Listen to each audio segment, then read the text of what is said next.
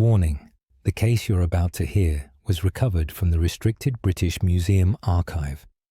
Its contents have never been authorised for public release. Proceed at your own discretion. The British Museum. Sub-Basement 3. Department of Anomalous Antiquities. My name is Dr. Nathaniel Ashcroft, Senior Archivist, Custodian of Restricted Collections. What you are about to hear has been recovered from sealed files, letters, journals, and testimonies once thought too disturbing for public record. Every statement you hear is drawn from Britain's forgotten centuries, the whispered history that hides between faith and fear. These are the National Occult Archives, filed, preserved, never closed. The following document was never intended for public release. Case File NOA1547-M. Classification: Medical Testimony. Date of Statement: 14th March 1547. Location: Whitby, Yorkshire. Author: Dr. Edmund Thorne. Physician testimony regarding the affliction of Brother Thomas V. Dr. Edmund Thorne, do testify concerning the disturbing events witnessed at St. Hilda's Abbey. Brother Thomas, a monk of exemplary character, fell into a peculiar malady on the 8th of March. He ceased all speech in English tongue. When questioned about his ailment, only Latin words emerged from his lips. But these were not prayers he had learned. The words were ancient, from texts long forbidden. I examined his throat and found no physical cause for this change. His voice had deepened, becoming that of someone much older. Brother Thomas appeared confused, as though another controlled his speech. The Latin phrases spoke of darkness beneath the abbey, of something that waited in the crypts below. I attempted to quiet him with various remedies. Each time I approached with medicine, the voice would grow louder. It spoke of events from centuries past, events no living soul should know. The abbot requested I remain through the night. Brother Thomas began to speak without pause. His eyes remained open, but saw nothing. The voice described the construction of the abbey's foundations. It mentioned monks by name who had died 300 years prior. I documented each word, though my hand trembled. At midnight, the candles in his cell flickered despite no wind. The Latin grew more urgent, more insistent. Brother Thomas spoke of something sealed beneath the altar, something that should never be disturbed. His hands moved as though writing, though he held no quill. The voice claimed it had dwelt here since before the abbey's construction, that it knew every stone, every prayer spoken within these walls. I called for the abbot, but he would not enter the cell. Brother Thomas turned his head toward me. His expression was not his own. The voice asked if I understood what was being said. I confess I did understand, though I wished I did not. It spoke of being bound but not silenced, of watching every generation of monks who had served here, of waiting for recognition. At dawn, Brother Thomas collapsed. When he woke hours later, he remembered nothing. His voice had returned to normal. Yet when I asked him to recite the Lord's Prayer, he could not. Every word emerged in that same ancient Latin. Brother Thomas weeps constantly now. He begs to speak English but cannot. Whatever entered him remains. I fear it shall never depart. Dr. Edmund Thorne, Physician, Whitby, Yorkshire, 14th March, 1547. Archivist's note: Dr. Nathaniel Ashcroft. Brother Thomas disappeared from Abbey records 3 weeks after this testimony. No mention of burial or departure exists. The voice phenomenon remains unexplained. End of file. Proceeding to next recovered document. Case file NOA1629K. Classification: Constable's report. Date of statement: 27th October, 1629. Location: Sherwood Forest, Nottinghamshire. Author: Constable William Bradshaw. Report concerning the sighting. Near Oxton Ways, Constable William Bradshaw. Do report the events witnessed while searching for a missing traveller. The merchant had been expected in Nottingham 2 days prior. His horse was found wandering the road, but the man had vanished. I entered the forest at first light with 2 other men. We followed the main path for near 3 miles. The forest grew darker despite the morning sun. We called out for the missing merchant repeatedly. No response came, only an unnatural silence. Even the birds had ceased their songs.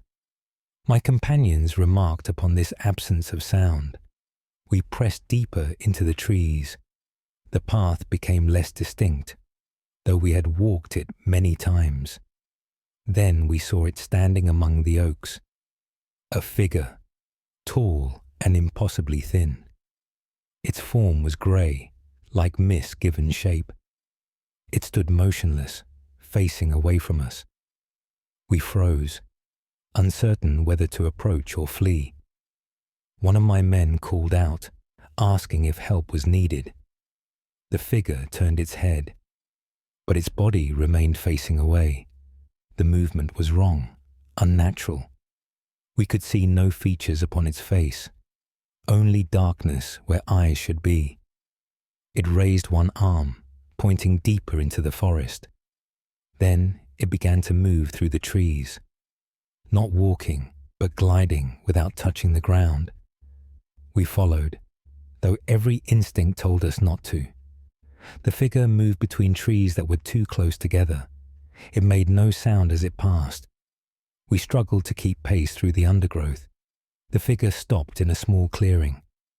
There, we found the merchant. He lay upon the ground, eyes open but unseeing.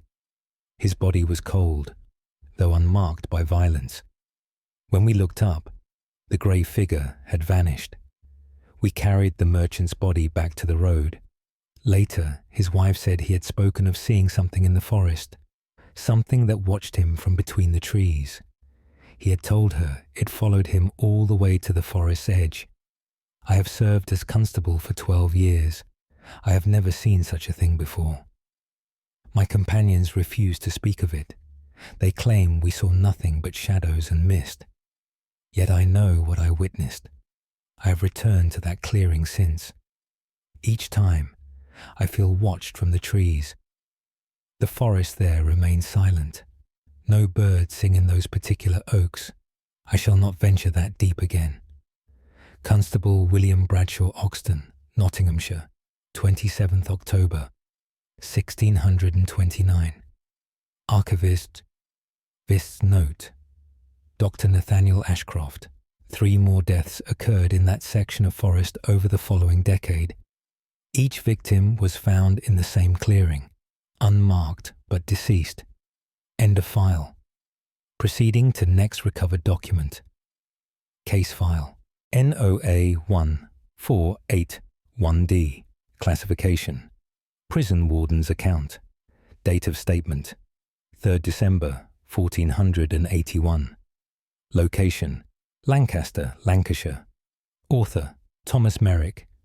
Warden account of events in the East Wing. Thomas Merrick. Do account for the disturbances that plague Lancaster Castle's prison. The trouble began when we moved prisoners to the East Wing. That section had stood empty for 8 years. The previous warden refused to use those cells. He gave no reason, simply forbade it. With our numbers growing, I ordered them reopened. The first night, knocking echoed through the stone corridors. Not the sound of prisoners protesting. This came from within the walls themselves. 3 sharp knocks, then silence. Then 3 more, from a different location. The prisoners grew fearful, though they were hardened men.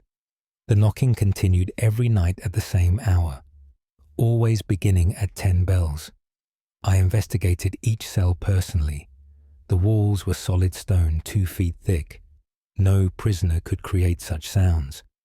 The knocking seemed to move through the wing, starting at the farthest cell and approaching. Each night it came closer to the main door. The guards refused to walk the corridors after dark.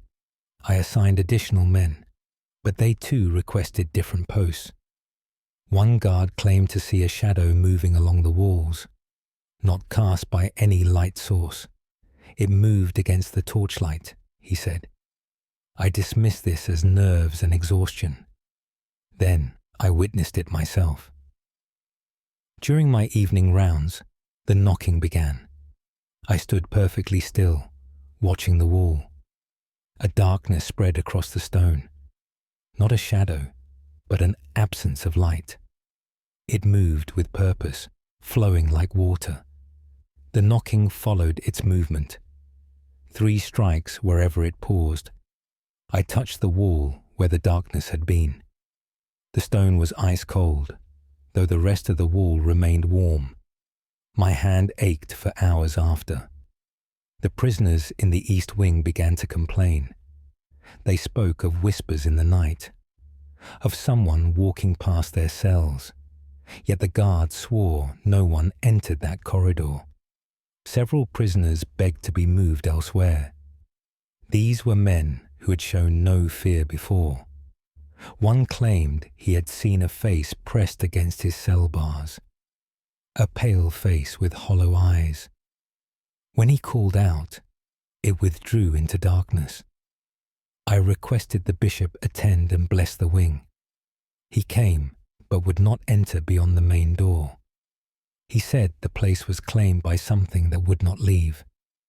We have moved the prisoners back out. The east wing stands empty again. The knocking continues, every night at 10 bells. 3 strikes moving through the abandoned cells.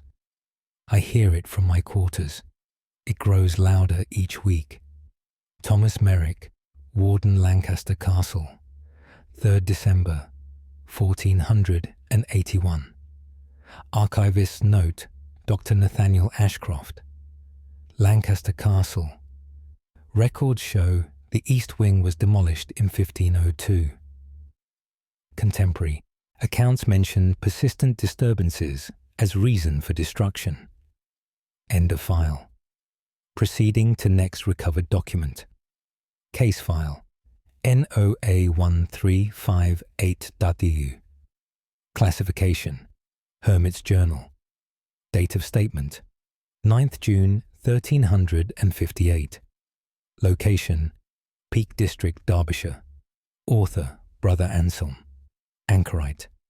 Journal entry concerning my solitude. I, Brother Anselm, do record what occurs in my hermitage. I sought solitude to better serve God. The bishop granted permission for me to dwell apart. This small stone cell was built for me in a remote valley. A window faces the chapel, so I might observe services. A smaller opening allows food to be passed through. I have lived here for 3 months. The first weeks brought peace I had never known. Then the tapping began. Soft at first, barely audible. It came from the wall opposite my sleeping pallet. Tap, tap, tap. Always 3 times. Always in the darkest part of night. I assumed it was some creature in the stonework. Perhaps a bird seeking shelter. But the tapping grew more insistent. It moved along the wall, following a pattern. 3 taps, then silence.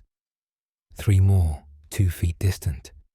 3 more, moving methodically around the cell. I blessed the walls and prayed for peace. The tapping stopped for 1 night only, then resumed with greater urgency. Now it sounds like fingers drumming upon stone, patient, deliberate fingers. I asked the monk who brings my food if he heard anything outside. He assured me the walls were silent from without. Yet inside the tapping continues. Last night, something changed. The tapping formed a rhythm I recognized. the same pattern as our chapel bell when calling to prayer, but played upon my wall in the depths of night. This troubled me greatly. I lit a candle and watched the wall. The tapping began again. I saw no creature, no crack in the stone. Yet the sound was clear and close, as though someone stood within the wall itself. I called out, demanding it cease. The tapping stopped immediately, then began on the wall behind me. I turned, and it moved again. Always to the wall, I was not watching. I spent the entire night turning, trying to face it. The tapping circled me until dawn. When light came, it ceased. I am exhausted now. I fear I cannot endure another night. The worst part is not the tapping itself. It is the intelligence behind it, the way it responds to my movements, the way it seems to know where I look. Whatever shares this cell with me is aware. It knows I am here. It wants me to know it is here too. I have sent word to the bishop. I cannot remain in this hermitage. Brother Anselm, Anchorite Peak District, Derbyshire. 9th June 1358. Archivist's note. Dr. Nathaniel Ashcroft. Brother Anselm was found deceased in his cell 6 days after this entry. The cause could not be determined. No further anchorites occupied this hermitage. End of file. Proceeding to next. Recovered document. Case file. NOA 1713B. Classification. Abbess's testimony. Date of statement. 18th February 1713. Location. Whitby, Yorkshire. Author. Mother Catherine Blackwell. Abbess testimony regarding Sister Margaret Thurse. Mother Catherine Blackwell. Do testify concerning Sister Margaret's affliction. Sister Margaret entered our convent at age 16. She proved devout and obedient in all matters. Her conduct gave no cause for concern. This changed on the 5th of February. Sister Margaret failed to attend morning prayers. I found her in her cell, sitting upon her bed. She stared at the wall without blinking. When I spoke her name, she did not respond. I touched her shoulder, and she turned to face me. Her expression was vacant, her eyes unfocused. Then she spoke in a voice not her own. The words were Latin, harsh and commanding. I recognized them as passages from forbidden texts, books we do not keep in our library. I asked how she knew such words. Sister Margaret laughed, but the sound was wrong. Too deep, too cold. She said she had been taught by one who dwelt here before us, one who remained in the wall still. I blessed her and commanded the presence to depart. Sister Margaret's body stiffened. Her back arched impossibly. The voice grew louder, filling the small cell. It spoke of watching our order for decades, of knowing each sister's secrets and sins. It named sisters who had died years before, sisters whose names were known only to the eldest among us. The voice claimed this place belonged to it, that we were merely temporary occupants. I summoned the other sisters to pray with me. When they entered, Sister Margaret turned to each one. She spoke their names in that terrible voice. She revealed things they had never confessed, private shames, hidden doubts. The sisters fled in terror. I remained alone with Sister Margaret. The voice asked why I thought prayers would help. It said it had heard every prayer spoken in this convent, that holy words held no power over it. I asked what it wanted.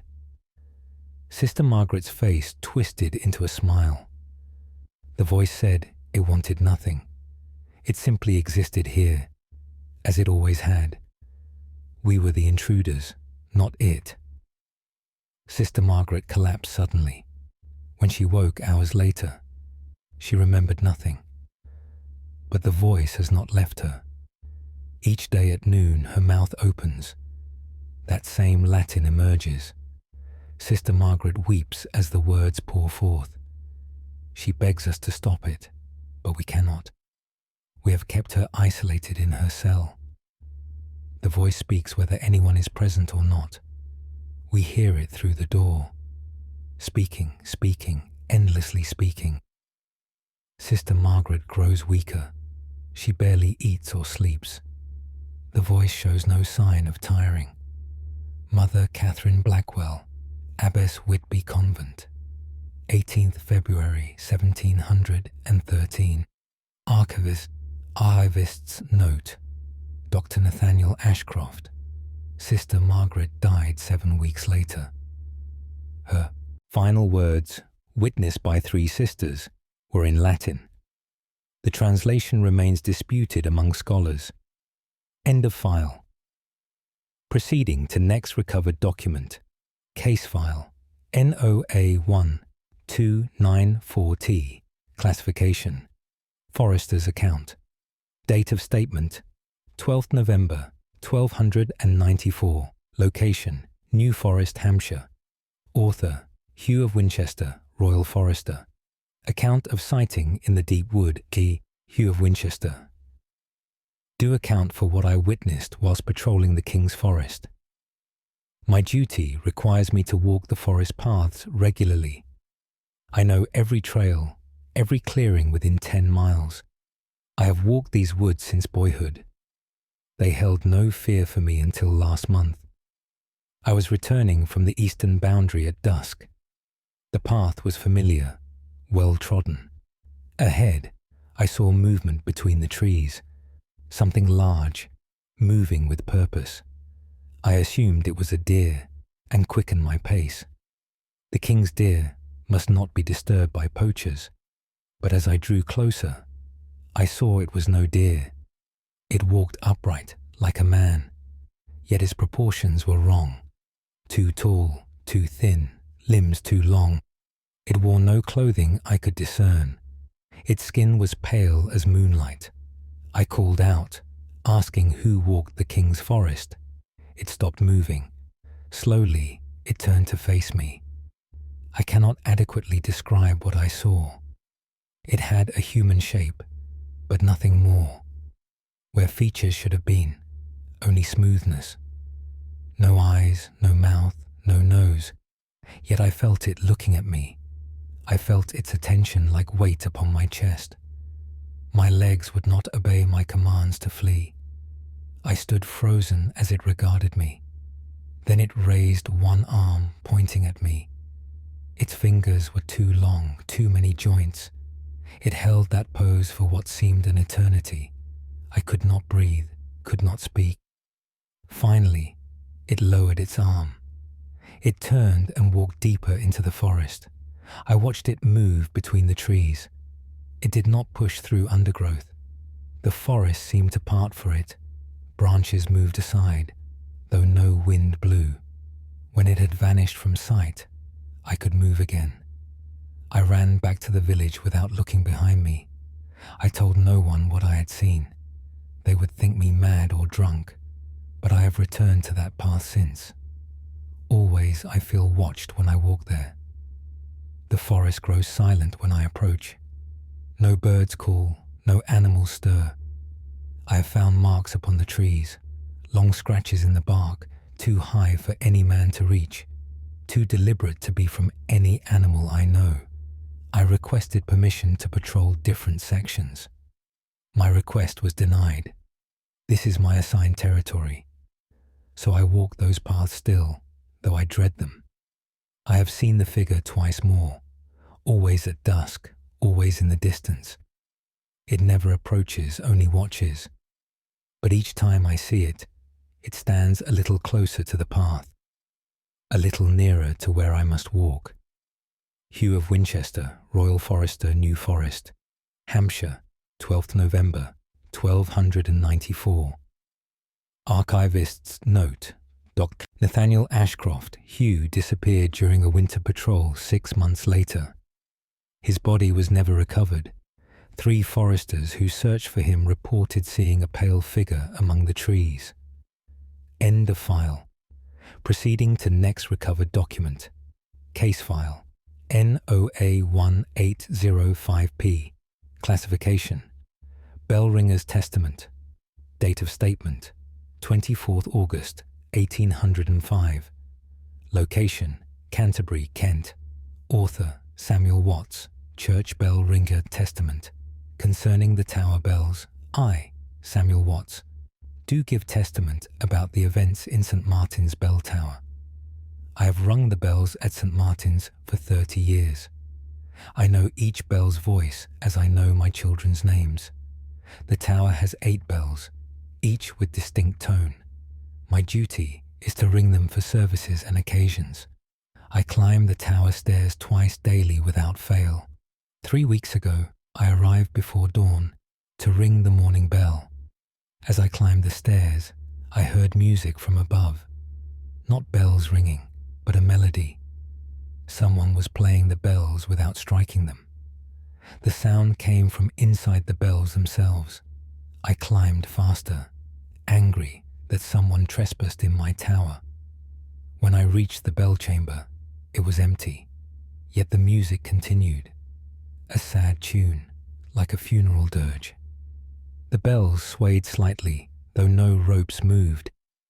I stood frozen, listening. The melody told a story without words, a tale of grief and loss and longing. Then it stopped abruptly. I examined every bell, every rope. Nothing was amiss. I rang the morning bell as usual. But that night, the music returned. I was at home when I heard it. The sound carried across the entire town. Others heard it too. People emerged from their homes, looking toward the church. I ran to the tower, thinking someone was there. Again, the chamber was empty. Again, the bells played their sorrowful song. This time, I noticed something. The melody came from only one bell, the largest, the tenor bell. It had been cast 300 years ago. I approached it carefully. The bell was vibrating, though nothing touched it. I placed my hand upon the cold metal. The vibration stopped instantly, but I felt something, a presence trapped within the bronze, a consciousness that had waited centuries. The bell was its prison and its voice. Since then, the music comes every night, always from the tenor bell, always the same mournful tune. The vicar says I must stop it. Parishioners are frightened. Some refuse to enter the church. But I do not know how to stop it. I have tried covering the bell. I have tried dampening the clapper. Nothing prevents the music. It comes whether I am present or not. Other bell ringers refuse to enter the tower now. I must ring the bells alone. Each time I touch the tenor bell, I feel that presence. It grows stronger, more aware. I fear it is learning to do more than sing. Last night, all 8 bells rang at midnight. No hands touched the ropes. They rang in pattern, spelling out words. Words I dare not repeat. Samuel Watts, bell ringer. St. Martin's Church, Canterbury, 24th August, 1805. Archivist's note, Dr. Nathaniel Ashcroft.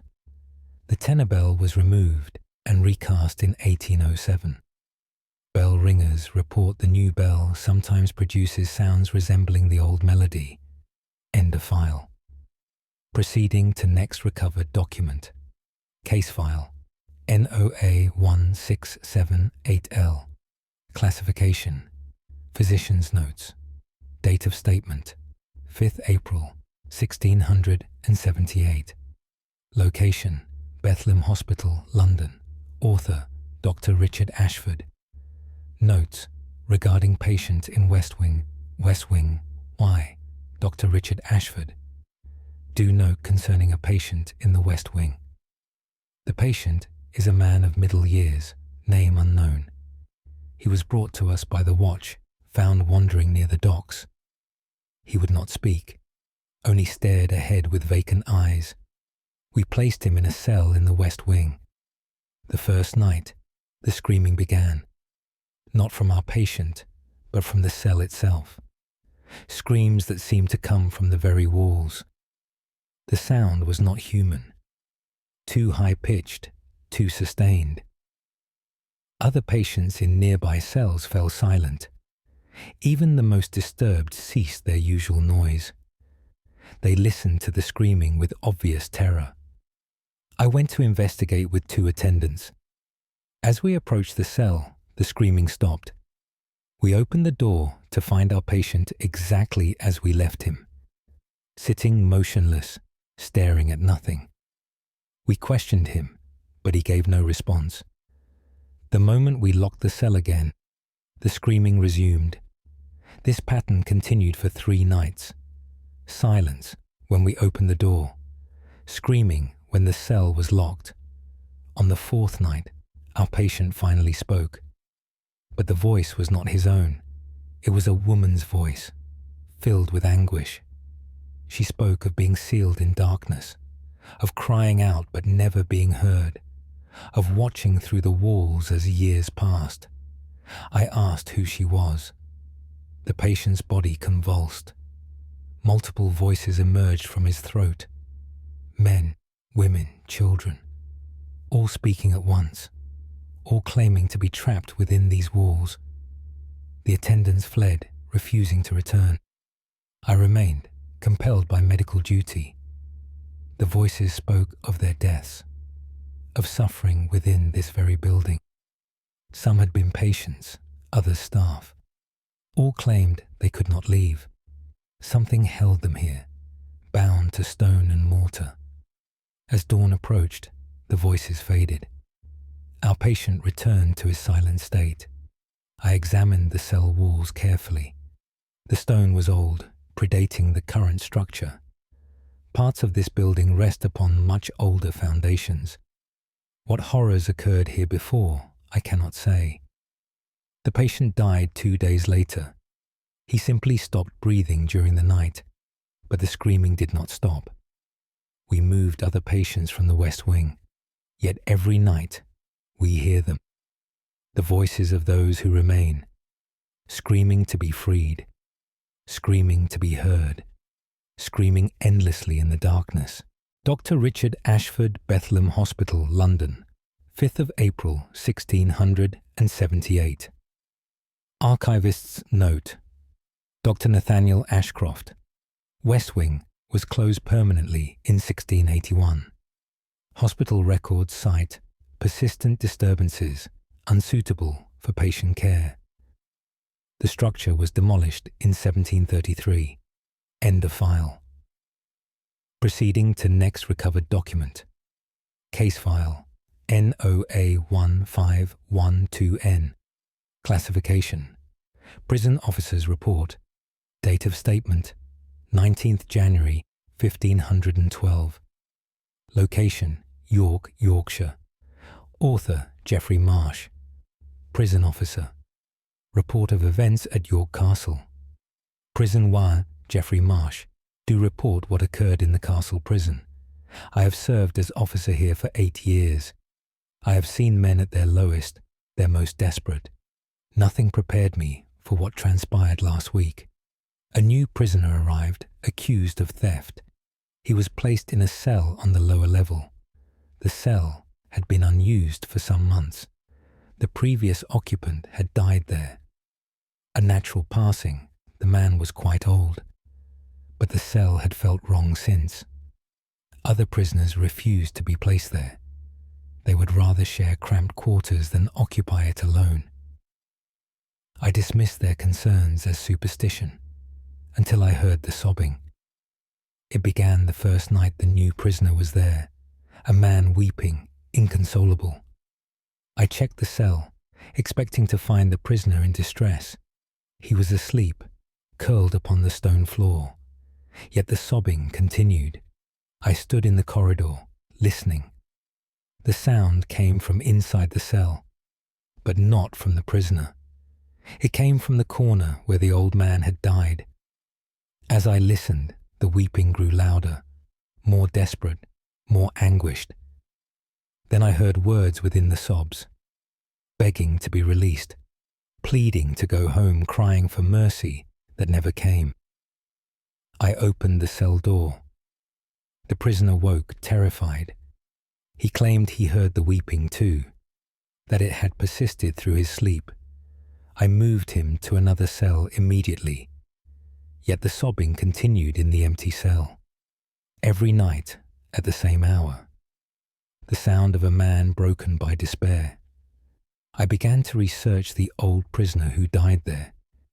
He had been held for debt, unable to pay what he owed. He spent 3 years in that cell. His family could not afford to free him. He died alone, forgotten by all who knew him. Now his grief remains, bound to that stone chamber. Other officers have heard it too. We no longer use that cell for any prisoner. The door stays locked, the space empty. But every night, we hear him weeping, begging for release that will never come. The sound echoes through the lower level. Prisoners in nearby cells cannot sleep. They bang on their doors, demanding to be moved. We have hung heavy cloth over the door. We have sealed the observation slot. Nothing stops the sound. It seeps through stone, through wood, through iron. A sorrow so profound it cannot be contained. I have stood outside that cell many nights, listening to a dead man's endless grief, knowing there is nothing I can do, nothing anyone can do. Geoffrey Marsh, prison officer, York Castle. Prison, 19th January 1512. Archivist's note, Dr. Nathaniel Ashcroft. The cell was sealed with brick in 1515. Contemporary accounts report sobbing could still be heard through the wall until demolition in 1825. End of file. Proceeding to next recovered document. Case file, NOA 1436R. Classification, Prioress's account. Date of statement, 8th July 1436. Location, Durham County, Durham. Author, Prioress Eleanor of Durham. Account of Sister Agnes's condition, Y. Prioress Eleanor. Do account for the condition of Sister Agnes. Sister Agnes served our order faithfully for 12 years. Her devotion to prayer never wavered. She spent hours in the chapel, even beyond required services. On the 3rd of July, she did not emerge for morning prayers. I found her in the chapel, kneeling before the altar. She remained perfectly still, hands clasped. When I approached, she did not acknowledge me. I spoke her name several times without response. I touched her shoulder, and she fell backward. Her body was rigid, frozen in prayer position. Her eyes were open but saw nothing. We carried her to her cell. She lay unmoving for an entire day. At sunset, she began to speak, but the language was unknown to me. Not Latin, not English, not French. Guttural sounds that hurt to hear. Her jaw moved in ways it should not, as though something pushed words through her unwilling mouth. Sister Beatrice, who knew several languages, came to listen. She claimed the words were older than Latin, a language spoken before Rome, before Christ. I asked how Sister Agnes could know such words. Sister Beatrice had no answer. Sister Agnes spoke for hours without pause. Her voice never grew hoarse. Her expression remained blank throughout. At midnight, she sat upright suddenly. Her eyes focused on me. She spoke in perfect English, but the voice was not hers. It was deeper, resonant, ancient. The voice said it had waited in the chapel, that it dwelt in the stones beneath the altar, that Sister Agnes's constant prayers had finally called it forth. I demanded to know what it was. The voice laughed using Sister Agnes's mouth. It said it was older than our God, that it remembered when this land held different prayers to different gods, that Christian prayers meant nothing to it, I blessed Sister Agnes, reciting every prayer I knew. The voice spoke over me, mimicking my words, making mockery of Holy Scripture. I called for the bishop. While we waited, Sister Agnes continued speaking. She revealed secrets of our order, things only the prioress should know. Private confessions, hidden sins. The voice knew everything that occurred within these walls. It had listened to decades of prayers and whispers. When the bishop arrived, Sister Agnes fell silent. She lay as though dead, barely breathing. The bishop performed exorcism rites. Sister Agnes's body convulsed with each prayer. Her back arched until we feared her spine would break. But the voice did not depart. When the bishop paused, it spoke again. It said rituals held no power over it, that it would leave only when it chose. Sister Agnes remains in this state, speaking in that ancient tongue, revealing our secrets, laughing at our prayers. Prioress Eleanor of Durham, Durham Priory, 8th July 1436. Archivist's note. Dr. Nathaniel Ashcroft. Durham records indicate Sister Agnes lived another 40 years, dying in 1476. Her condition never changed. She spoke continuously until her death. End of file. Proceeding to next recovered document. Case file. NOA 1759H. Classification. Woodsman's statement. Date of statement. 3rd November, 1759. Location. Savernake Forest, Wiltshire. Author. James Barton. Woodsman's statement. Concerning the figure among trees. I, James Barton, do state what I witnessed in Savernake Forest. I have worked these woods for 25 years. I know each path, each grove, each ancient tree. The forest holds no mysteries for me, or so I believed until October passed. I was felling trees in the eastern section. The work was hard but familiar. Near noon, I stopped to rest and eat. I sat against an old oak to take my meal. The forest was quiet, as it often is. Then I noticed the silence was absolute. No bird sang, no breeze stirred the leaves. Even the insects had ceased their noise. I looked around, seeking the cause. Between two distant trees I saw it, a figure standing perfectly still. At first I thought it was another woodsman, but its stillness was unnatural. No living person stands so motionless. I called out, asking if help was needed. No response came. The figure did not move, did not turn. I stood and began walking toward it. As I drew closer, details became clear. It wore no clothes I could recognize. Its form was dark, like shadow made solid. I stopped walking when I was 30 feet away. Something in my mind screamed to come no closer. The figure was taller than any man.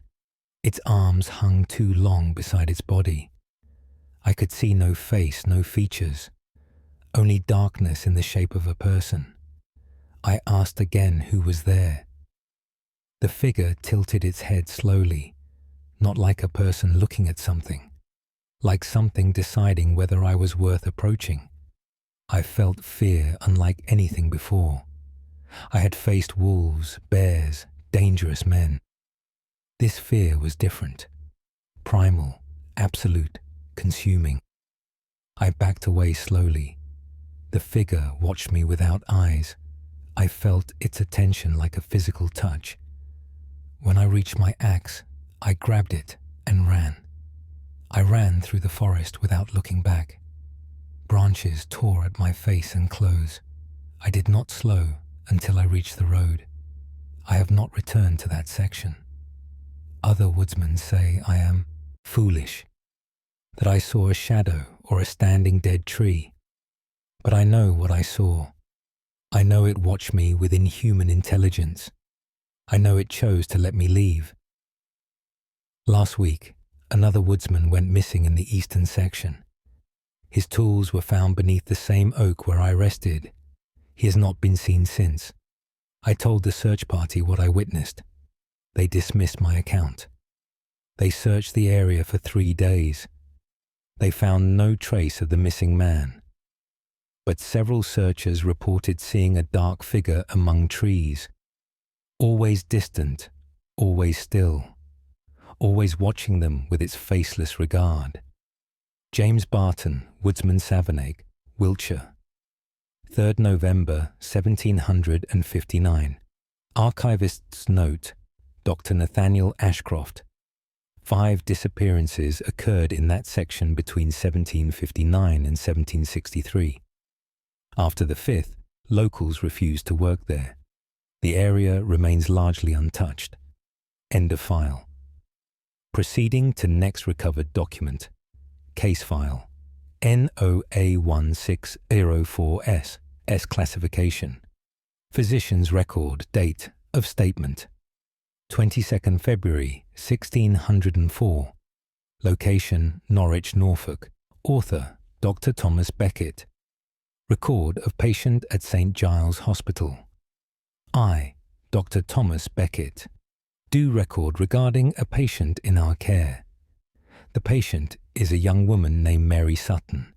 She was brought to us 3 days ago by her family. They claimed she had stopped eating and speaking. Upon examination, I found no physical ailment. Her body appeared healthy, though weakened. Her silence seemed deliberate rather than inability. We admitted her for observation and care. She was placed in a private room on the 2nd floor. The first night passed without incident. The second night, the nurses heard singing. A woman's voice, carrying through the corridors. They assumed another patient had woken, but when they searched, all patients were asleep. The singing continued, growing louder. They followed the sound to Mary Sutton's room. The door was closed, but the singing came from within. They opened the door to find Mary sitting upright in bed. Her eyes were closed, her mouth was closed. Yet the singing continued. The sound came from Mary, but not from her throat. It emerged from her chest, her very core. The nurses fled in terror. I was summoned immediately. When I arrived, Mary had fallen back into bed. She appeared to be sleeping peacefully, but the singing had not stopped. I stood in the room listening. The melody was beautiful, yet deeply unsettling. Words in a language I did not know. The singing told a story of loss and longing, of being trapped between worlds, of seeking release but finding none. I touched Mary's arm. Her skin was ice cold despite warm blankets. Her chest did not rise and fall with breath. Yet the singing poured from her motionless body. I called her name repeatedly. The singing paused mid-note. Mary's eyes opened. They were completely white, no iris visible. Her mouth opened, and a different sound emerged. Laughter, cold and mirthless. Then words in English, spoken by that same impossible voice. It said Mary had invited it in, that she had wished for death so fervently, that it had come to grant her wish slowly. I demanded it leave her body.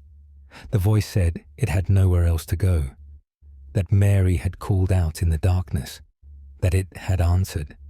Now Mary's body was its home. I attempted various treatments throughout the night. Nothing affected the presence.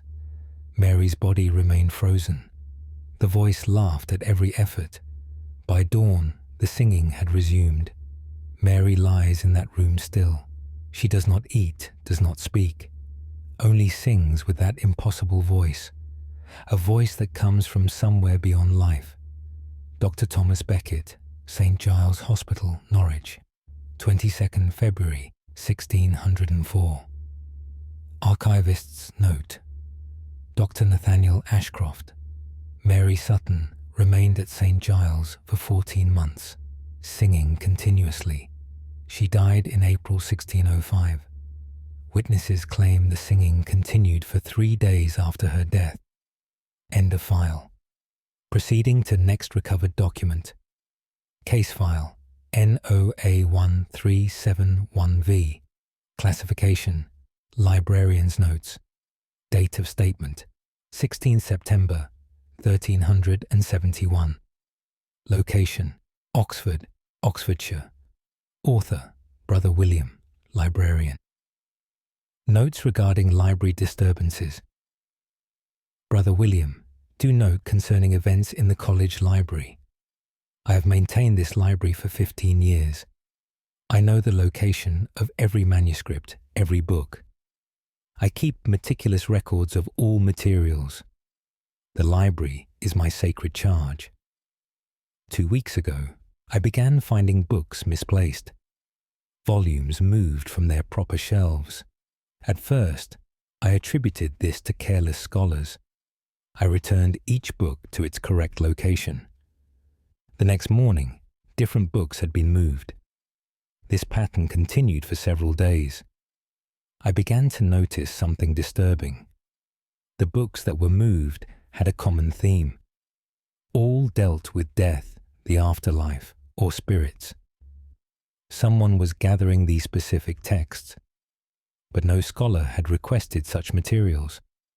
I asked other brothers if they had been in the library at night. All denied it. I decided to remain in the library after hours to discover who moved my books. I hid myself among the shelves, watching. The library was silent and dark. Hours passed without movement. Then I heard pages turning. The sound came from the far corner. I crept toward it silently. The reading desk there held an open book, but no one sat at the desk. The pages turned as though a hand moved them. Yet I saw no hand. I approached slowly, heart racing. As I drew near, the pages stopped turning. The silence became oppressive, suffocating. I reached for the book to close it. A whisper came from directly beside my ear, words I could not understand. I turned but saw no one. The whisper grew louder. More voices joined it. Soon the library filled with whispers, countless voices, all speaking at once. All around me, though I saw nothing. I fled to the door. It would not open. I pulled and pushed, but it held fast. The whispers grew into shouts. Angry, demanding voices. They spoke of being forgotten, of stories untold, of knowledge lost.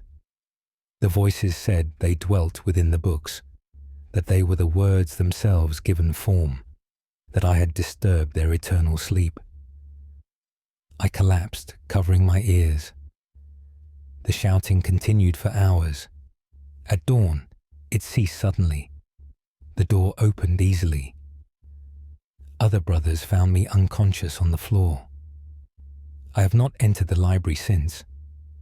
Other librarians report the same phenomena. Books moved, pages turning unseen. Whispers in the darkness.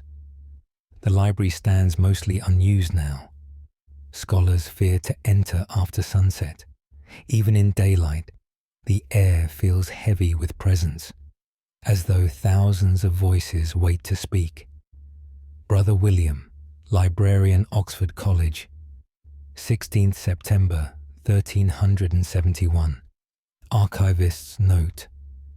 Dr. Nathaniel Ashcroft. The library was relocated to a new building in 1378. The original structure was demolished.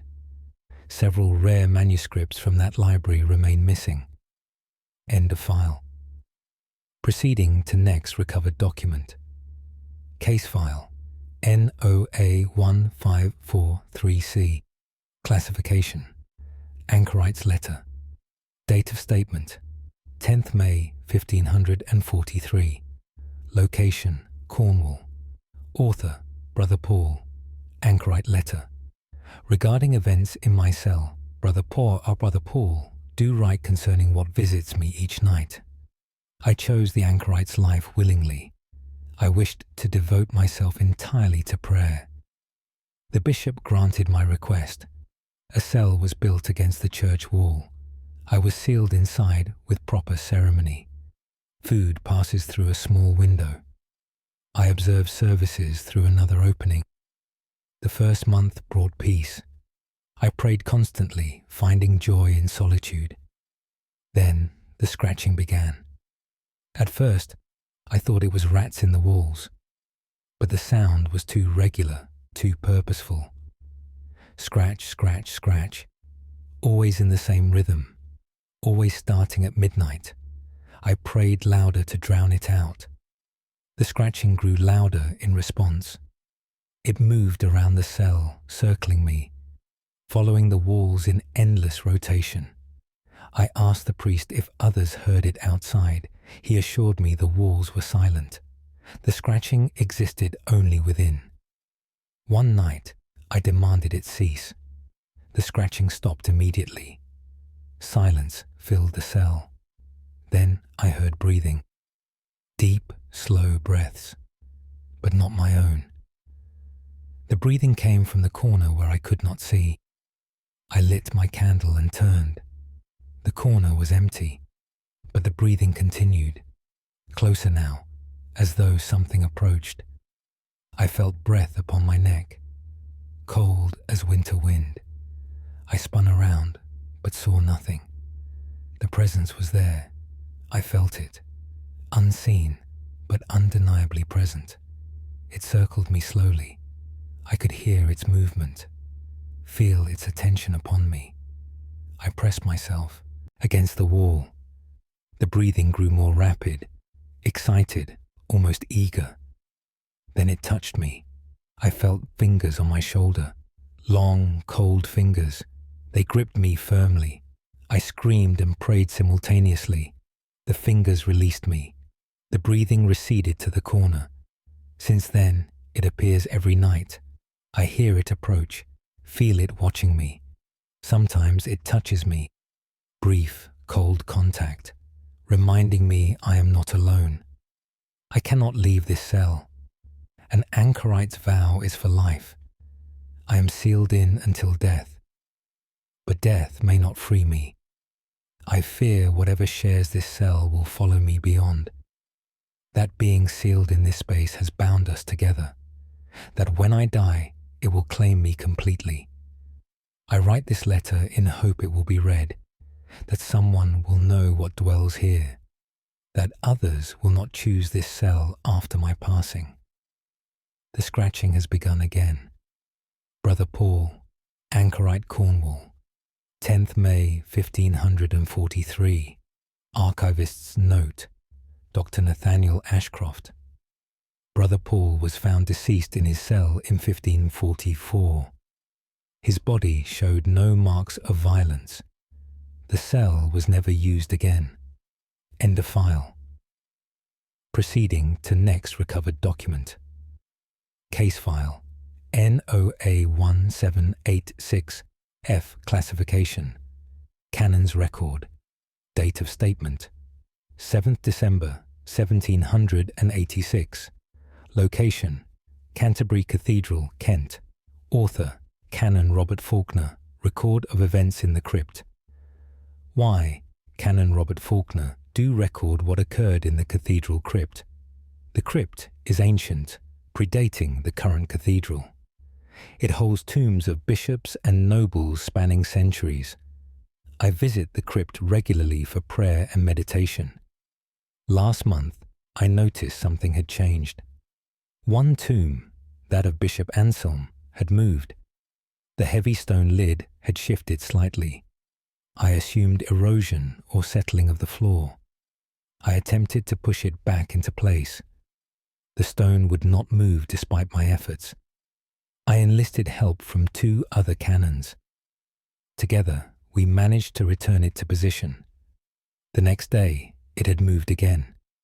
This time, the gap was wider. We could see into the tomb. It was empty. No bones, no remains of any kind. Only bare stone. We questioned when the tomb had last been opened. Cathedral records showed it had never been disturbed, yet it stood empty. We decided to seal the tomb permanently. Fresh mortar was applied around the lid. The seal was blessed and prayers were said. That night, sounds came from the crypt, stone grinding against stone. Witnesses described it as someone pushing from within. I descended with several others. The tomb stood open. The lid had been pushed aside from within. Fresh mortar lay in chunks on the floor. We stood in shocked silence. Then we heard footsteps. Heavy, deliberate steps. They came from the darkest corner of the crypt. We raised our lamps, but saw nothing. The footsteps circled us slowly. We felt the air grow cold. Our breath became visible in the lamplight. Someone whispered that we should leave. The footsteps stopped directly behind me.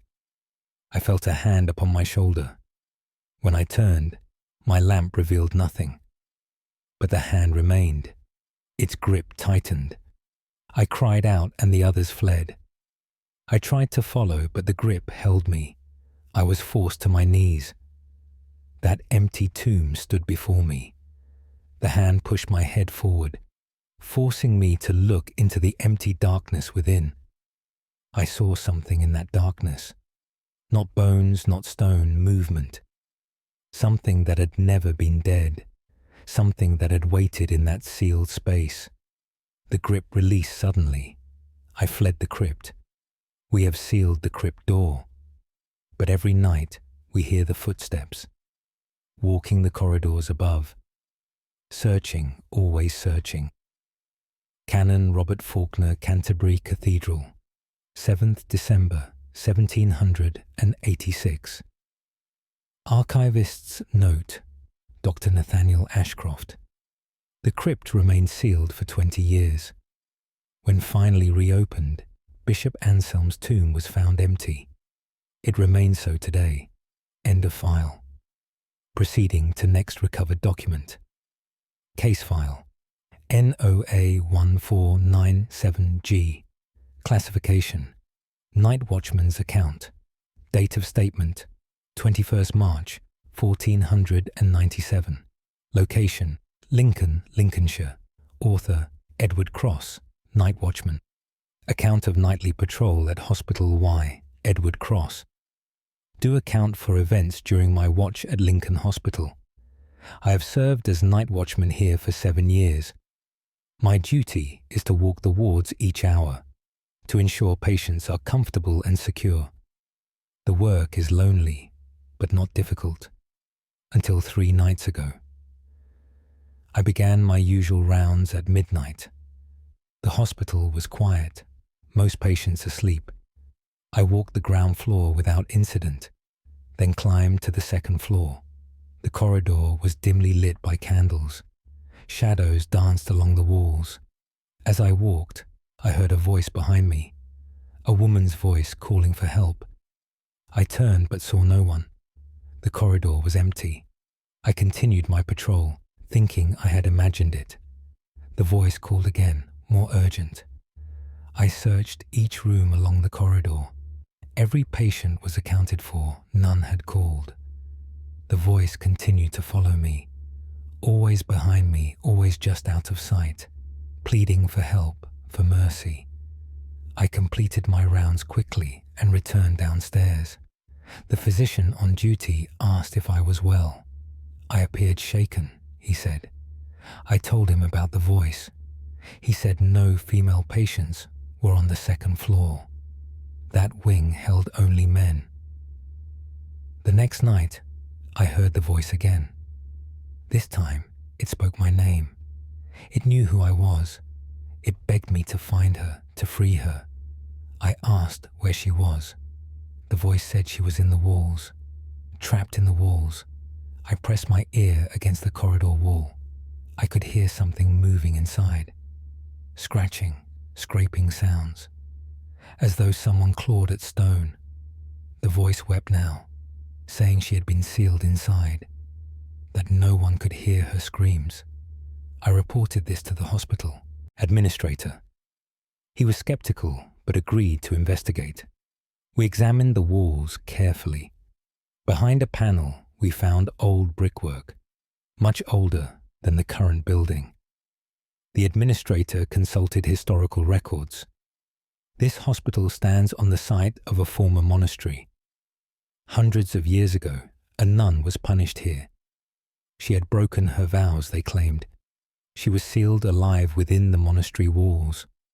Her cries were heard for days, then silence. The monastery was abandoned soon after. Our hospital was built upon its foundations. Now I understand what I hear each night.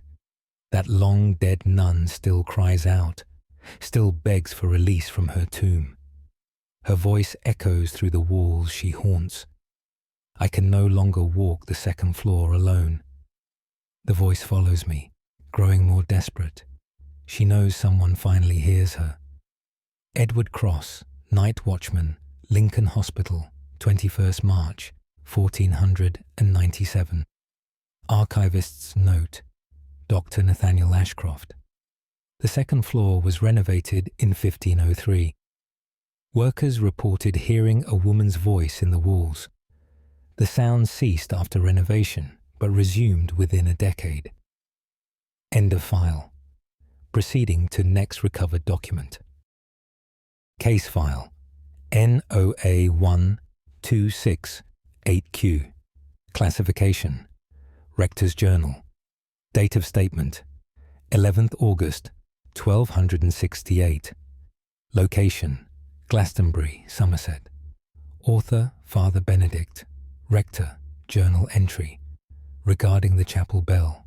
I, Father Benedict, do record concerning the chapel bell's behaviour. Our chapel bell has rung for 100 years. It calls the faithful to prayer thrice daily.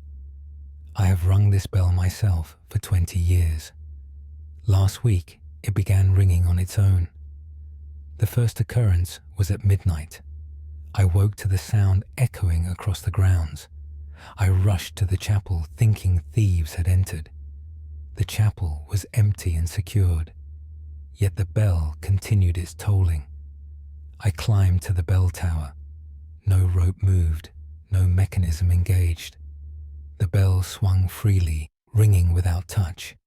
I reached out to still it. The moment my hand touched the bronze, I saw something. A vision, though I stood awake. I saw this chapel as it was before Christian prayers, before our God. I saw other worshippers, ancient people. They performed rituals I dare not describe. They consecrated this ground to something older, something that dwelt here first. The bell stopped ringing when I withdrew my hand, but the vision remained in my mind. Since then, the bell rings every midnight, always the same pattern of tolls, 12 strikes, then silence. I have blessed the bell repeatedly. I have anointed it with holy water. Nothing stops its midnight ringing. Other brothers have tried to still it. Each who touches the bell sees the same vision, the same ancient ritual, the same dark presence that claimed this ground.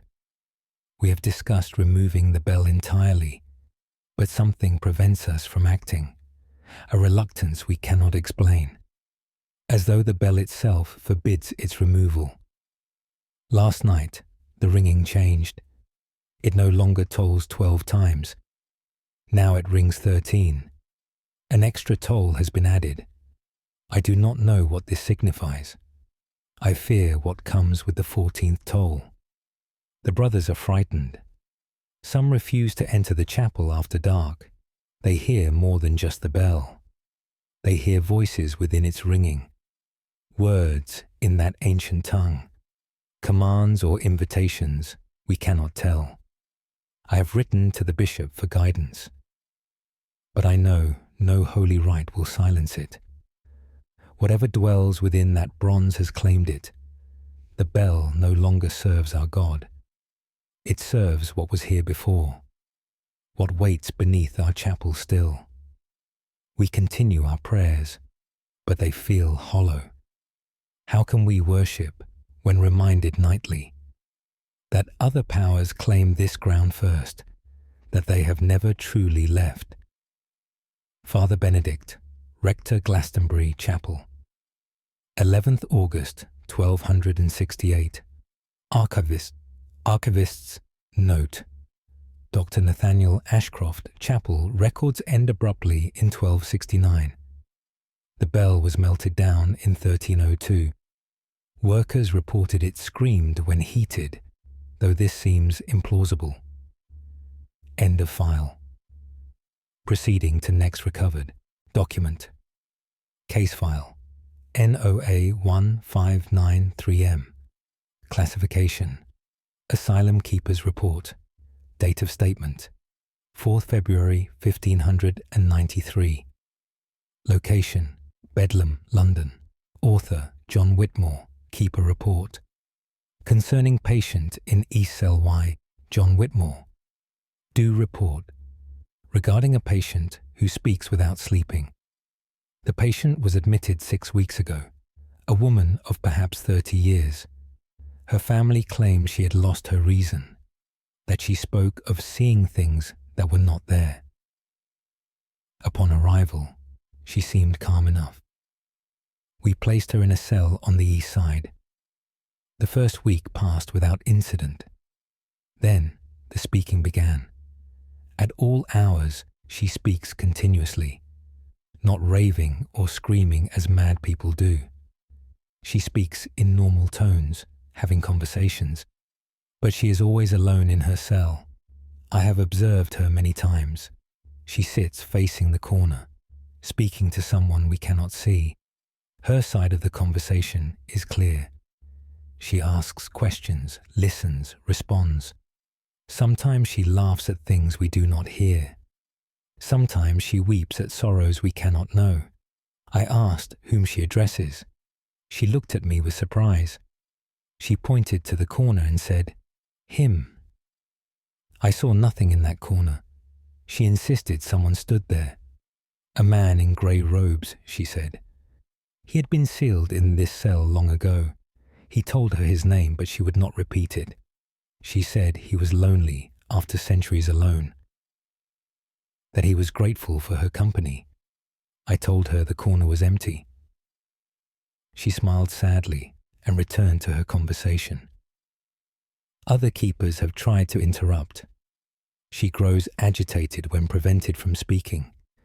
She says he needs her to talk to him, that if she stops, he will grow angry, that his anger would be terrible to witness. We decided to allow her to continue. It keeps her calm, though it disturbs the other patients. They hear her speaking to nothing. They hear her laughing at jokes no one tells. Some claim they hear responses. A man's voice, faint but present, coming from that corner where nothing stands. I have listened carefully myself. Sometimes I think I hear it too. A whisper beneath her voice. Words I cannot quite distinguish. Last week, another keeper entered her cell. He was new, did not know her habits.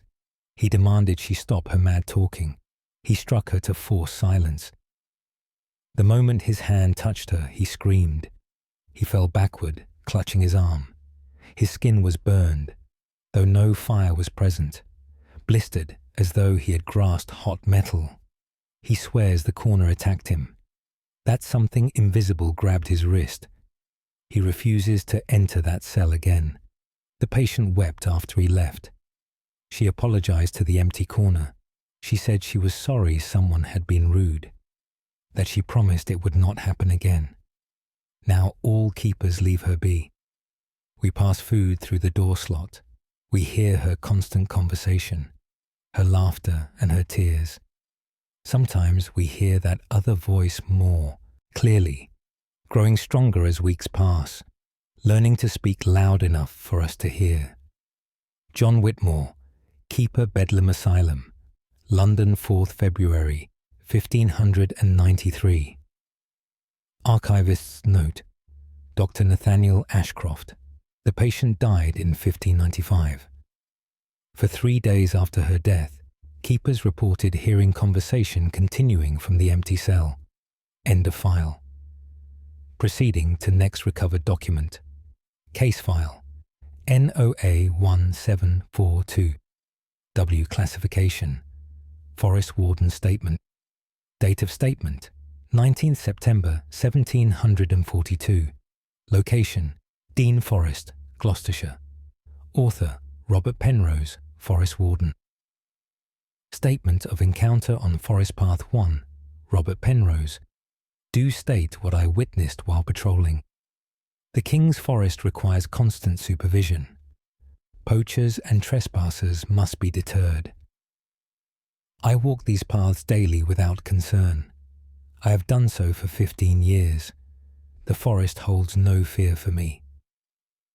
On the 15th of September, I walked the Northern Trail. Evening was approaching, but I knew the path well. I could walk it blind if needed. Ahead, I saw something blocking the way. A fallen tree, I assumed. But as I approached, it moved. It was not a tree. It was crouched upon the path. Back hunched, arms wrapped around itself. I thought it was an injured traveller. I called out, offering assistance. It raised its head slowly. What I saw was not human. The face was wrong, distorted. Features in places they should not be. Eyes too large, mouth too wide. Skin grey as ash. It stood, unfolding to impossible height. 8 feet tall, perhaps more. Its limbs were too long, joints bending wrong. I stepped back, raising my staff defensively. It tilted its head, studying me, like a predator assessing prey. I have faced wolves and bears. I have confronted dangerous men. This fear was different entirely. Every instinct screamed to flee, but I could not move. My legs would not obey. It took one step toward me. The movement was fluid, but unnatural, like water flowing upward. I tried to speak, but no sound came. It reached out one hand, fingers too numerous, too long. I watched that hand approach my face, unable to move, unable to scream. The fingers stopped inches from my skin. I felt cold radiating from them, cold that burned like fire. Then it spoke, not with its mouth, but inside my head. Words that were not words, thoughts placed directly into my mind. It showed me things, images of this forest before humans came, when other things walked beneath these trees. It showed me what it was, what it had always been. A guardian, it claimed. The forest's true keeper. Then it withdrew its hand. It stepped aside, allowing me to pass. I ran. I ran until my lungs burned. I did not stop until I reached the village. I have not returned to that path. I requested reassignment to different territory. My request was denied, so I patrol other areas, avoiding the Northern Trail. Other wardens ask why I will not walk there. I tell them the path is overgrown, needs clearing. But the truth is, I fear what waits upon it, what watches for me to return. Robert Penrose, Forest Wardens and Forests. Gloucestershire, 19 September 1742. Archivist's note, Dr. Nathaniel Ashcroft. Penrose disappeared during patrol in November 1742. His body was found on the Northern Trail. Local accounts mention his expression suggested he had seen something terrifying. End of file. Proceeding to next recovered document. Case file NOA 1385K. Classification Monk's confession. Date of statement 26th April 1385. Location Fountains Abbey, Yorkshire. Author Brother Martin, monk. Confession regarding events in the cloister. I, Brother Martin, do confess what I have witnessed in our cloister. I have served this abbey for 8 years. My devotion has never wavered until now. Each morning we walk the cloister in prayer. The routine has remained unchanged for generations. Last month, I noticed someone walking with us, a figure in grey robes, head bowed. I assumed it was a visiting brother, but when I looked more closely, something was wrong. The figure had no face beneath its hood, only shadow where features should be. I stopped walking, letting others pass. The figure continued its circuit. None of the other brothers seemed to notice it. They walked right past it without reaction. I asked Brother Thomas if he saw the additional monk. He looked at me strangely and said we were all present. No one else walked the cloister, yet I could clearly see it. The grey figure walking among us, keeping perfect pace with our procession. The next morning, I watched for it. It appeared again, joining our walk. This time, I observed it carefully. Its feet did not touch the ground. It glided above the stones, hovering slightly. Its robes did not move with wind or motion.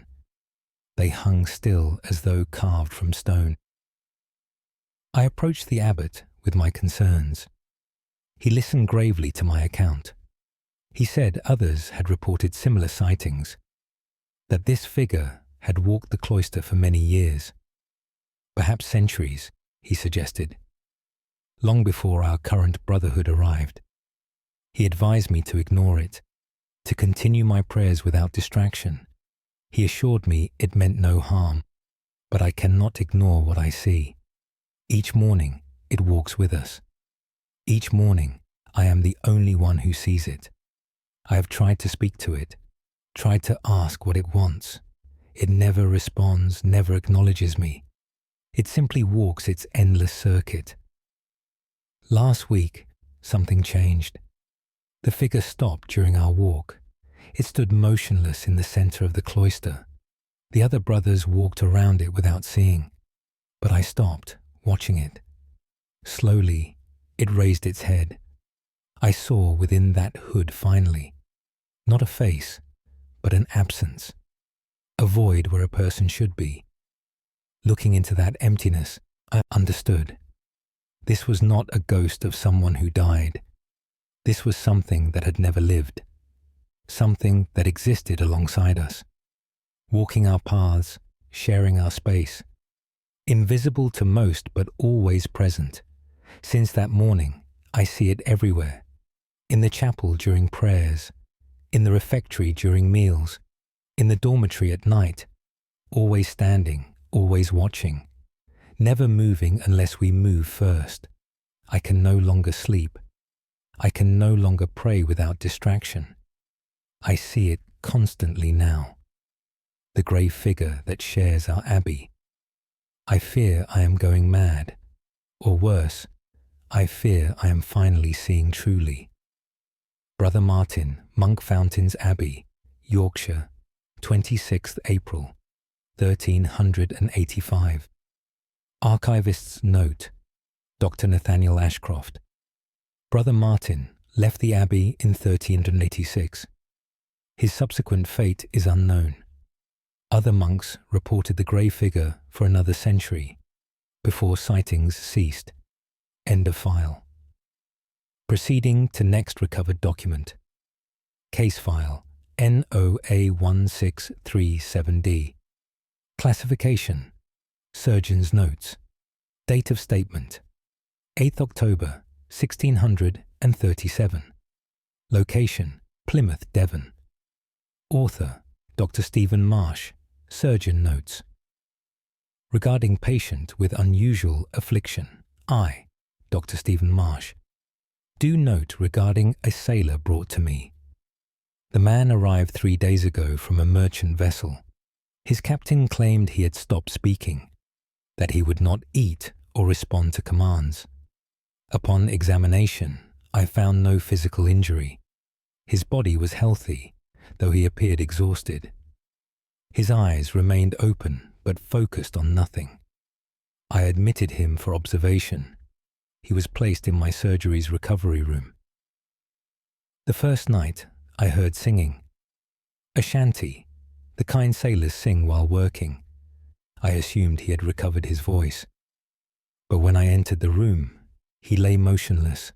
His mouth was closed, his body still. Yet the singing continued. It came from him, but not from his throat. The sound emanated from his chest, from his very lungs and heart. I placed my hand upon his chest. I felt vibrations, like a voice trapped inside. The singing grew louder at my touch. Multiple voices now, all singing together. A full crew's worth of voices, all coming from this one man. I called for assistance from another surgeon. He confirmed what I heard. Voices singing from within the patient's body. We could not explain it medically. The man's eyes remained vacant throughout, as though his mind had fled, leaving his body to be inhabited by others. The singing continued all night. Chanties, hymns, songs of the sea. Sometimes the voices spoke instead. Conversations between sailors, discussing winds and tides and distant ports. None of it made sense. Different voices overlapping, speaking at once. I documented what I could understand. The sailors spoke of a storm, of their ship going down in darkness, of water filling their lungs, of sinking into cold depths. Then they spoke of finding refuge, of entering warmth and light, of discovering a living vessel. I realized they meant this man. These were the voices of drowned sailors. They had somehow entered him, made his body their new ship. I attempted various treatments, bloodletting to release whatever occupied him, purgatives to cleanse his system. Nothing affected the voices. They sang and spoke without pause. On the third day, the patient died, simply stopped breathing. His heart ceased its beating, but the voices did not stop. For an hour after death, they continued, singing their sea songs from a corpse. Slowly, they faded. One by one, the voices fell silent, until only one remained. It spoke my name, asked if I could hear them, thanked me for listening. Then it too faded to nothing. The body lay silent finally. I examined it thoroughly. No cause of death could be determined. His organs were healthy, undamaged.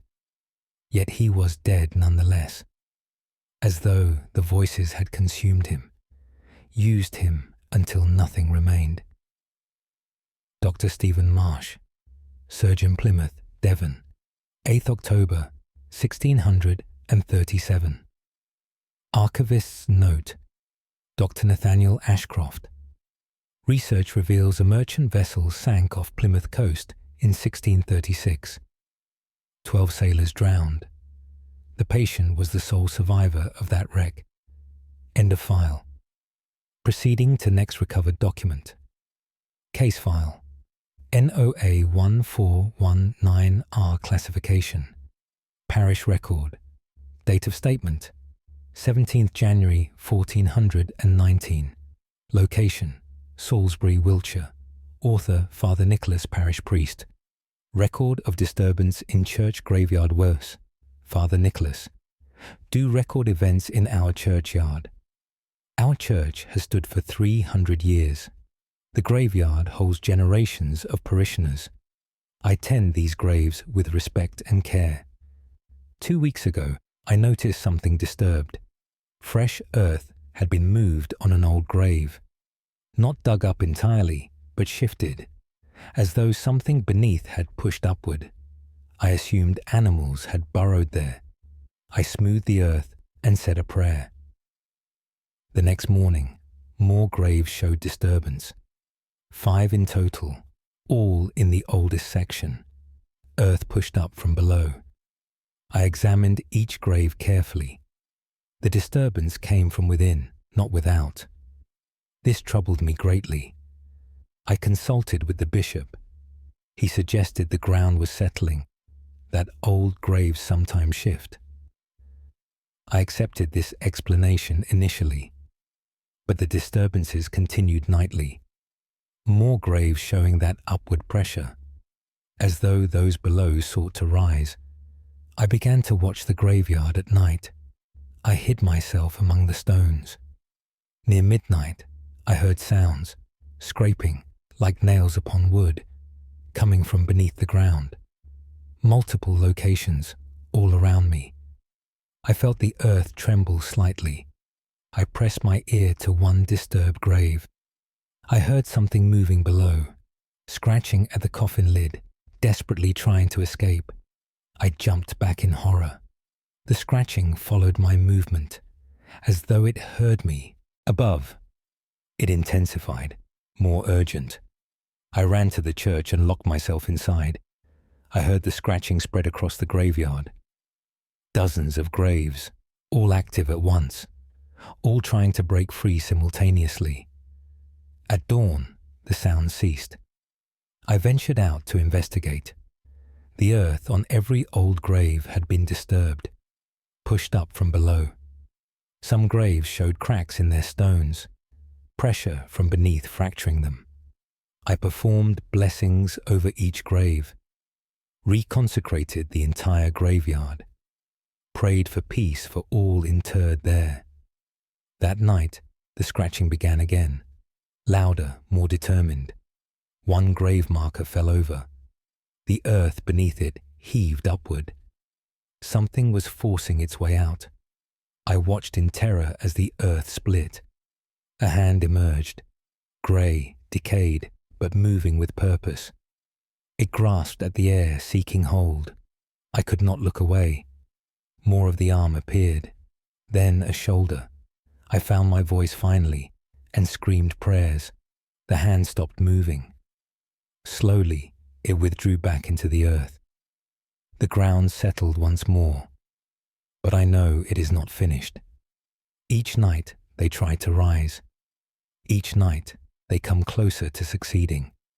I do not know what will happen when they finally break free, what they want or where they will go. I only know they are trying, and my prayers grow weaker each night. Father Nicholas, Parish Priest, Salisbury, Wiltshire, 17th January, 1419. Archivist's note, Dr. Nathaniel Ashcroft. The oldest section of the graveyard was dug up and relocated in 1420. Records mention unseemly disturbances as justification. The original location remains empty ground. End of file. Proceeding to next recovered document. Case file. NOA 1561H. Classification. Schoolmaster's account. Date of statement.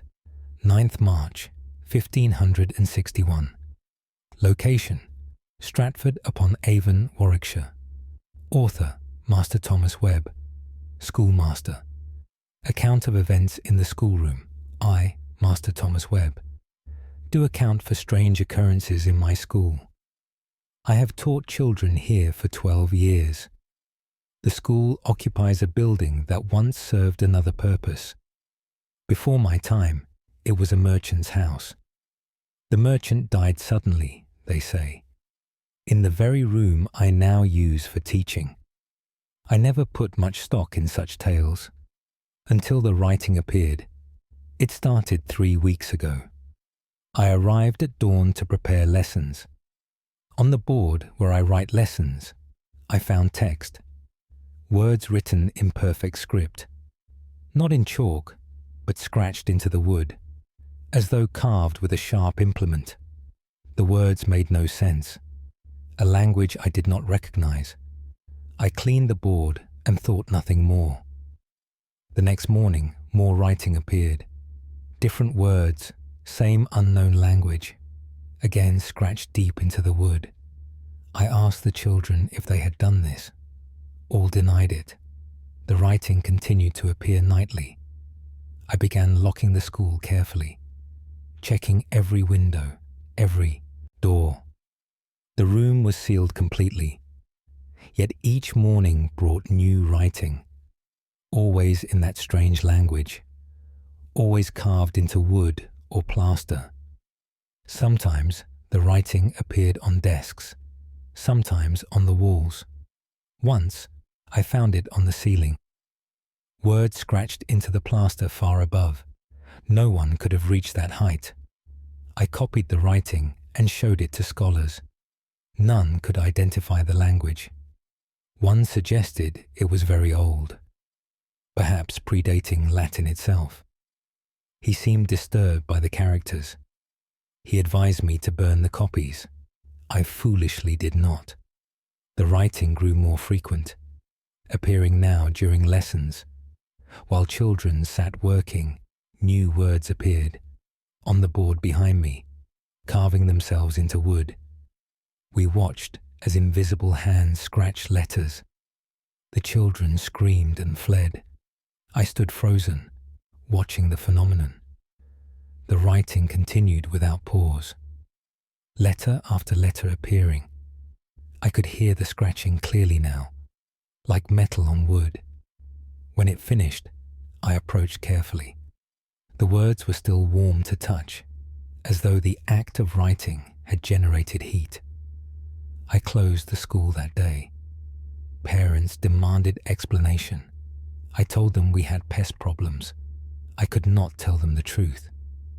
That something wrote messages in my school, in a language no one living could read. I have tried to have the building blessed. The vicar came and performed the rites. That night, writing appeared on every surface. Walls, floor, ceiling, furniture, all covered in those strange characters. So much writing, the wood itself seemed black. I cannot continue teaching here. I cannot bring children to this place. But I fear the writing will not stop, that whatever composes these messages will continue whether the building is occupied or empty. It has something to say, something it needs to communicate, and it will not rest until someone understands. Master Thomas Webb, Schoolmaster, Stratford-upon-Avon, Warwickshire. 9th March, 1561. Archivist's note. Dr. Nathaniel Ashcroft. The building burned in 1563 under suspicious circumstances. Witnesses reported the fire seemed to write words in flames as it consumed the structure. End of file. Proceeding to next recovered document. Case file. NOA 1724B. Classification. Ship's Doctor's Log. Date of statement. 22nd May, 1724. Location. At sea, Bristol bound. Author. Dr. Edmund Price, ship's surgeon. Log entry regarding crew member's ailment I. Dr. Edmund Price. Do record concerning a sailor's strange condition. We have been at sea for 6 weeks. The voyage has been uneventful until now. Yesterday, one of the crew collapsed on deck. A young sailor named William Gray. He was conscious but could not move. His eyes were open, staring upward. I examined him thoroughly in the ship's surgery. No injury, no fever, no obvious illness. Yet he lay paralyzed, unable to speak. Aisaskisi stayed with him through the night. At midnight, his mouth opened. A voice emerged, but not his own. Deep and resonant, speaking with authority. It spoke in a language I did not know. The cadence suggested Latin, but was not. I asked who spoke. The voice replied in English then.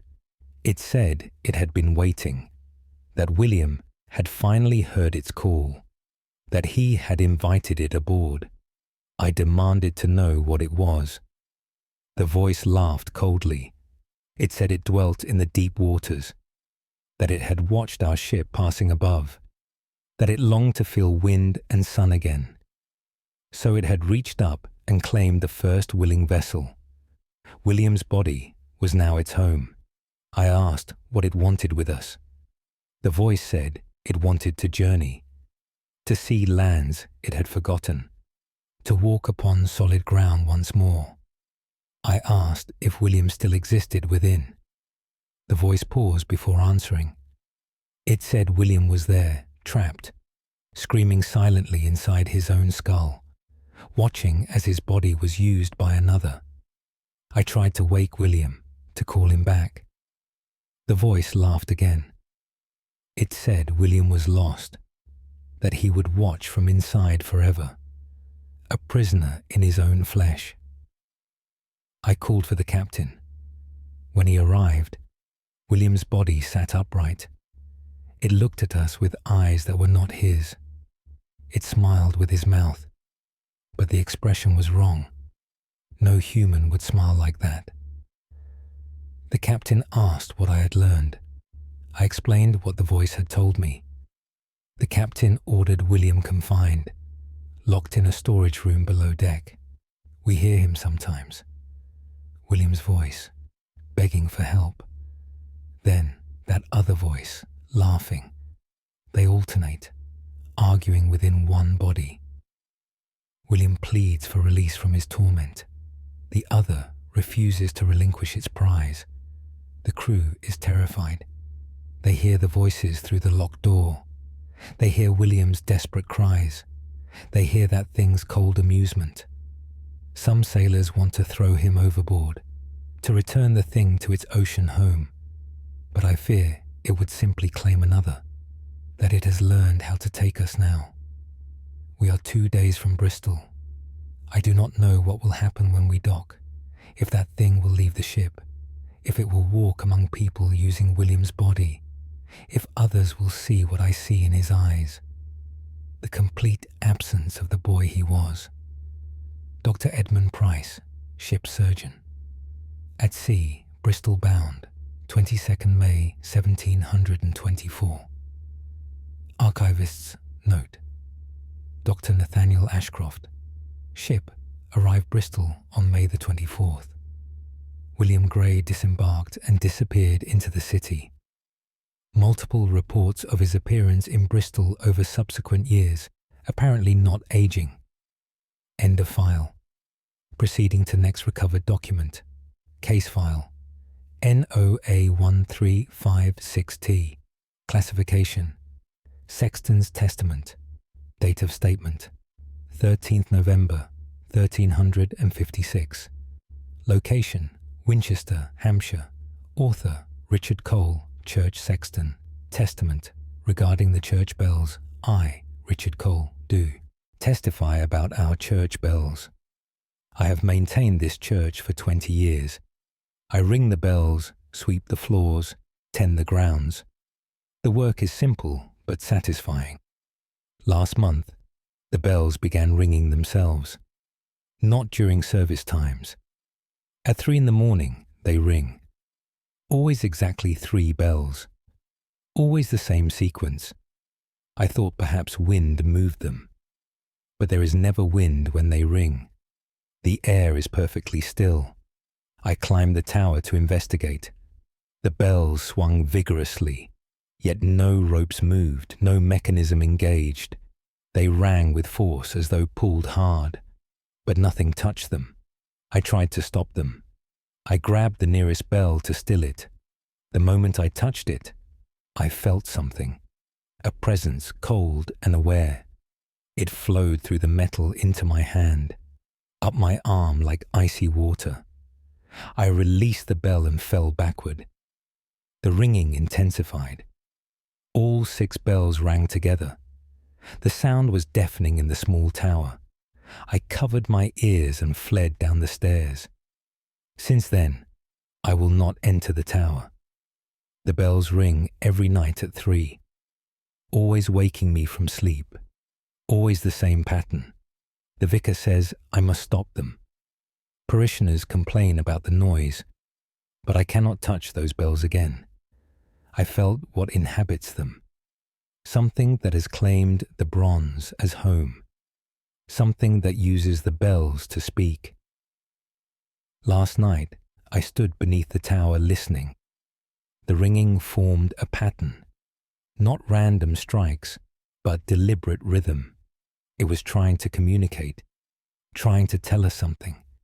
I covered my ears, but the sound penetrated. It echoed inside my skull. I understood then what it was saying. The bells rang out warnings, telling us to leave, saying this ground was not ours, that we had built upon sacred space, that the bells knew and remembered. When dawn came, I found writing, scratched into the tower door, the same message the bells had rung. Leave this place. I showed the vicar. He dismissed it as vandalism. He ordered me to clean it away. I obeyed, though my hands shook. The next night, the writing returned, deeper into the wood, carved with force that splintered the timber. Leave. The vicar grows angry at my fear. He says I am seeing signs where none exist, that bells cannot ring themselves, that wood cannot carve itself. But I know what I witness. Something wants us gone from here, something old and patient. It has waited decades for us to understand. Now its patience ends. The bells ring louder each night. The writing grows deeper. Soon, I fear, warnings will become actions. Richard Cole, Sexton Winchester Church, 13th November, 1356. Archivist's note, Dr. Nathaniel Ashcroft. The church tower collapsed in 1358. No cause could be determined. The bells were never recovered from the rubble and were not replaced. End of file. Proceeding to next recovered document. Case file NOA1817L. Classification. Inspector's report. Date of statement 1st June 1817. Location Edinburgh, Scotland. Author Inspector James Morrison. Report concerning abandoned house on Royal Mile. Inspector James Morrison. Do report regarding complaints about a house. The property has stood empty for 3 years. Neighbours complain of noises coming from within, sounds of occupation, though no one lives there. I was tasked with investigating these claims. I arrived at the house this morning. The door was locked, windows shuttered. The house appeared completely abandoned, yet I heard sounds from inside. Footsteps walking across floorboards. Someone moving from room to room. I called out, announcing my presence. The footsteps stopped immediately. I forced entry through the front door. The interior was thick with dust. No furniture remained, no belongings. Yet the dust showed footprints, fresh prints, as though someone had just walked. But I was alone in the house. I followed the prints through the rooms. They led upstairs to the bedrooms. The prints stopped at one particular door. I opened it slowly. The room was empty like the others. But I felt presence. The air was heavy, oppressive. I stepped inside. The door slammed shut behind me. I tried to open it, but it held fast. The footsteps began again, pacing around me in the empty room, circling closer with each pass. I could see no one, only footprints appearing in the dust. Coming closer, closer. I drew my pistol, though I knew it was useless. What could I shoot that I could not see? The footsteps stopped directly in front of me. I felt breath upon my face, cold as winter air. Then I was shoved backward. Hands that I could not see pushed my chest. I fell against the wall. The footsteps moved away. The door opened suddenly. I ran from that room, down the stairs and out of the house. I sealed the property immediately. I filed a report recommending demolition, but the city officials refuse. They say my account is unbelievable, that I must have been mistaken. I have returned twice more. Each time I hear the footsteps. Each time they come closer before I flee. Yesterday, neighbours reported seeing someone at the windows, a figure standing behind the glass. When they approached to investigate, it vanished. But they saw it clearly. A woman in old-fashioned dress, watching the street from an abandoned house. I spoke with the previous owner's descendants. They said a woman died in that house, the original owner's daughter. She had been unwell for years. She spent her final decade locked in that upper room, walking, pacing, never resting. Her footsteps drove the family to desperation. When she finally died, they sold the house immediately, but the footsteps never stopped. She walked still, in the house that was her prison, pacing endlessly, unable to rest, waiting for release that will never come. Inspector James Morrison, Edinburgh. Constabulary, 1st June, 1817. Archivist note: Dr. Nathaniel Ashcroft, the house burned in 1821.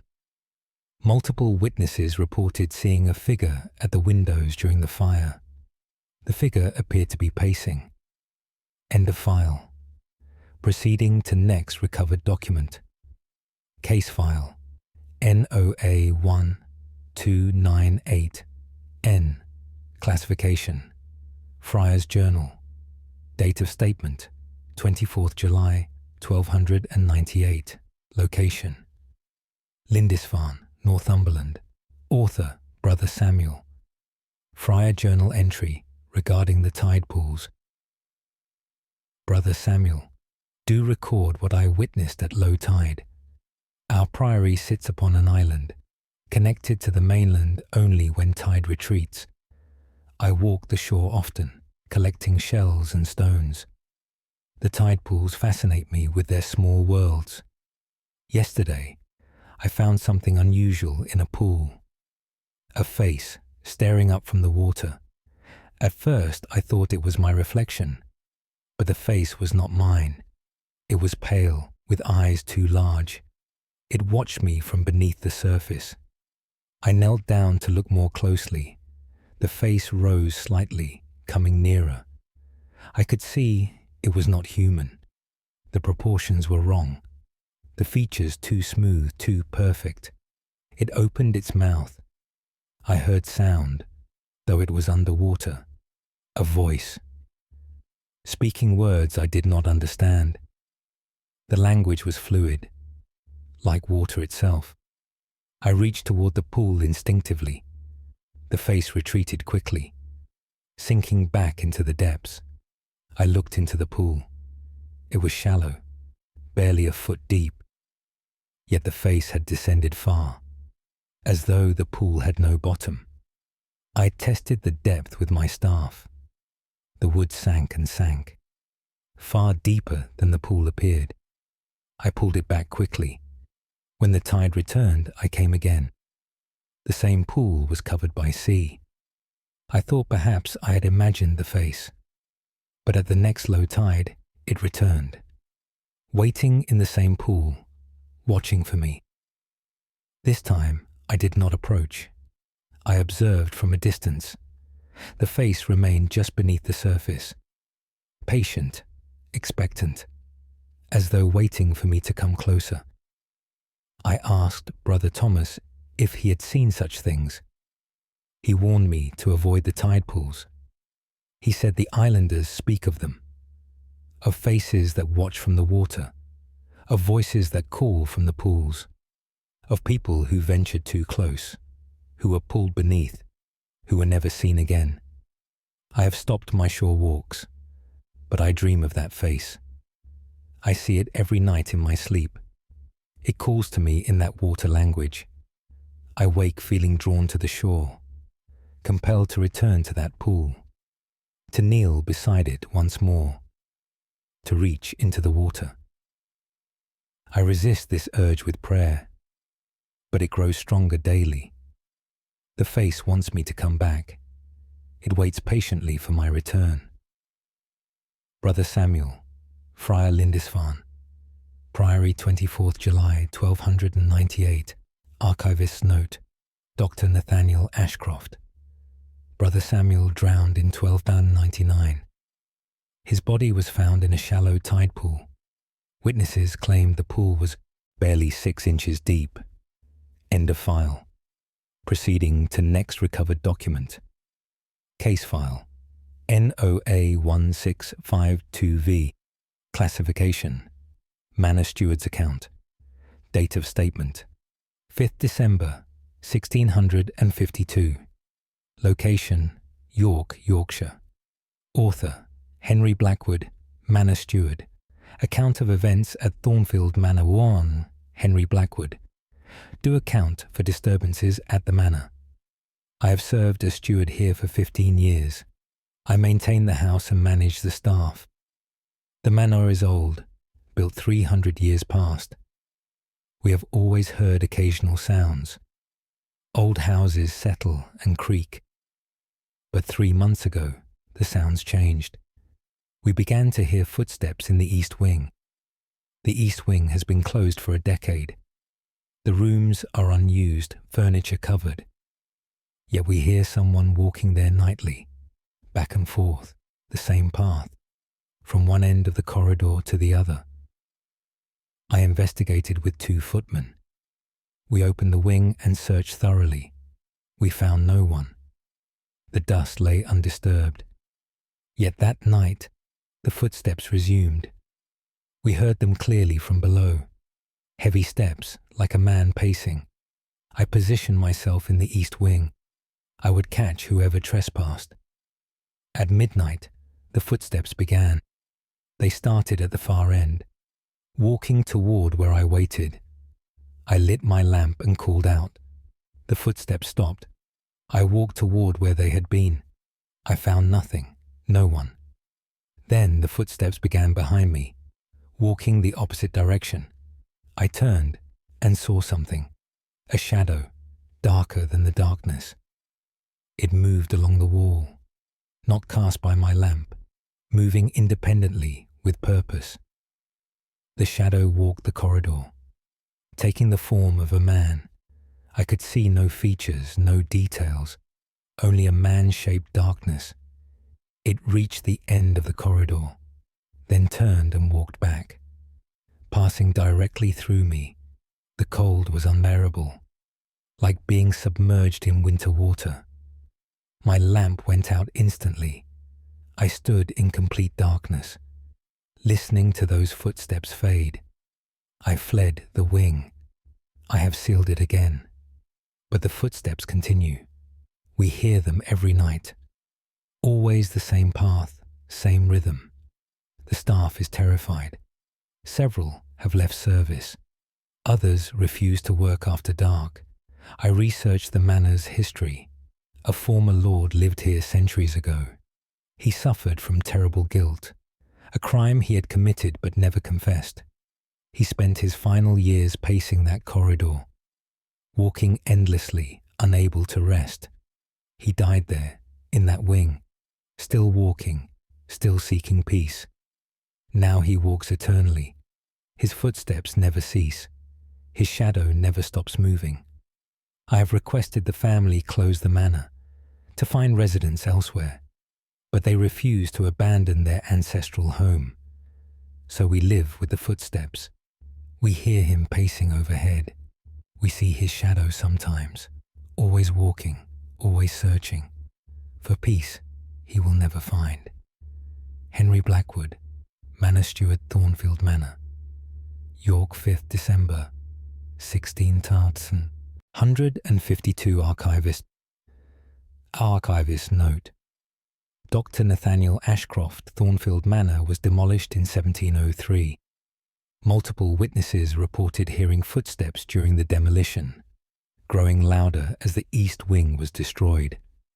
End of file. Proceeding to next recovered document. Case file NOA1473P. Classification: Village Doctor's Notes.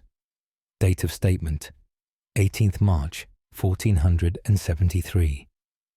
Location: Exeter, Devon. Author: Dr. William Gray. Notes regarding child's unusual sleep state. I, Dr. William Gray, do note concerning a child brought to me. The girl is 8 years old, name of Elizabeth. Her mother claims she has not woken for 5 days, yet she is not in natural sleep. Her eyes remain half open. Her breathing is steady but shallow. She lies perfectly still, does not move. I examined her thoroughly. No fever, no injury, no apparent illness. Yet she will not wake despite all efforts. I tried various remedies, smelling salts, cold water, loud noises. Nothing produces response. But on the third day she spoke. Her mouth moved, words emerged, but she remained asleep. The voice was not a child's. It was deeper, older. It spoke of things no child should know, of events from decades past, of people long dead. The mother wept, saying it was her grandmother's voice. Her grandmother, who died 20 years ago. I asked questions, testing this claim. The voice answered correctly. Details only the grandmother would know. Family secrets, private memories. Then the voice changed. Someone else spoke through Elizabeth. A man's voice this time. He identified himself as the mother's father. He too had died years before. Again, he knew things no one else could. Over the following days, more voices came. Different people, different times, all speaking through this sleeping child. Some were relatives the mother recognized. Others were strangers entirely, but all had one thing in common. They claimed to have died nearby, within this village or surrounding area. They said Elizabeth had called them. In her sleep, she had opened a door, a way for them to speak once more. I asked why they came to her. The voices said she was special, that her sleep was different from ordinary rest, that she walked between worlds, that the dead could speak through her. I attempted to wake her forcibly. The voices screamed, multiple voices all at once, begging me to stop, saying if she woke, they would be lost again, trapped in silence forever. I ceased my efforts. The voices calmed. They thanked me. Then they continued speaking. Elizabeth lies in her home still, sleeping, speaking with dead voices. Her mother keeps vigil beside her, writing down everything the voices say, messages for the living, confessions from the dead, secrets buried with corpses, all revealed through this sleeping child. I do not know if she will wake. I do not know if she should. The voices need her. They have found their speaker. They will not relinquish her easily. Dr. William Gray, Exeter, Devon, 18th March, 1473. Archivist's note. Dr. Nathaniel Ashcroft. Elizabeth remained in this state for 3 years, speaking continuously. She died in 1476, apparently never waking. Witnesses claimed voices continued from her body for hours after death. End of file. Proceeding to next recovered document. Case file. NOA 1764S. Classification. Lighthouse Keeper's Log. Date of statement. 9th August, 1764. Location. Flamborough Head, Yorkshire. Author, Thomas Wright. Keeper. Log entry regarding visitor to the light. Thomas Wright. Do record concerning an unusual visitor. I have kept this lighthouse for 20 years. I know every rock, every current, every danger. The isolation suits me well. Ships depend on my light for safe passage. I take my duty seriously. Last week, I had a visitor. At least, I thought it was a visitor. A ship had wrecked on the rocks below. I climbed down at dawn to search for survivors. I found one man clinging to debris. I brought him to the lighthouse. He was cold, but alive. I gave him dry clothes and hot food. He thanked me weakly. I told him he could rest here until rescue came. He nodded, but did not speak further. I left him by the fire to rest. When I checked hours later, he was gone. I searched the lighthouse completely. He was nowhere to be found. I assumed he had left, though I heard no door. That night, I heard footsteps on the stairs. I thought the man had returned. I called out but received no answer. The footsteps continued climbing. Slow, deliberate steps. I followed the sound upward. It led to the light room at the top. I found the door open. Inside stood the man I had rescued. He faced the window, looking out at the sea. I asked if he was well. He did not turn around. I approached and touched his shoulder. He was ice cold, colder than any living person. I walked around to face him. His eyes were open but saw nothing. His skin was grey as ash. His lips moved but no sound came. I stepped back in horror. This was not a living man. I had rescued a corpse, or something wearing a corpse's form. It turned slowly to face me. Its eyes focused on me finally. I saw intelligence there, but not human intelligence. It spoke then, in a voice like grinding rocks. It thanked me for bringing it ashore, for giving it access to the light. It said it had swum these waters for years, watching the ships, watching the light, longing to reach the surface, to stand upon land once more. When the ship wrecked, it saw opportunity. It entered the drowning man's body, rowed it to shore, used me to reach this place. I asked what it wanted. It said it wanted to stay, to tend the light in my place, to watch over the waters it had known so long. I refused, saying this was my duty. It smiled with the dead man's mouth. It said I had no choice, that it would not leave, that this lighthouse was its home now. I tried to force it out. It did not move. I struck it, and my hand passed through. It was not solid, not truly there, only appearing solid when it chose. It faded before my eyes, becoming transparent, then invisible. But I heard it laughing. I hear it still, walking the lighthouse, climbing the stairs, standing in the light room.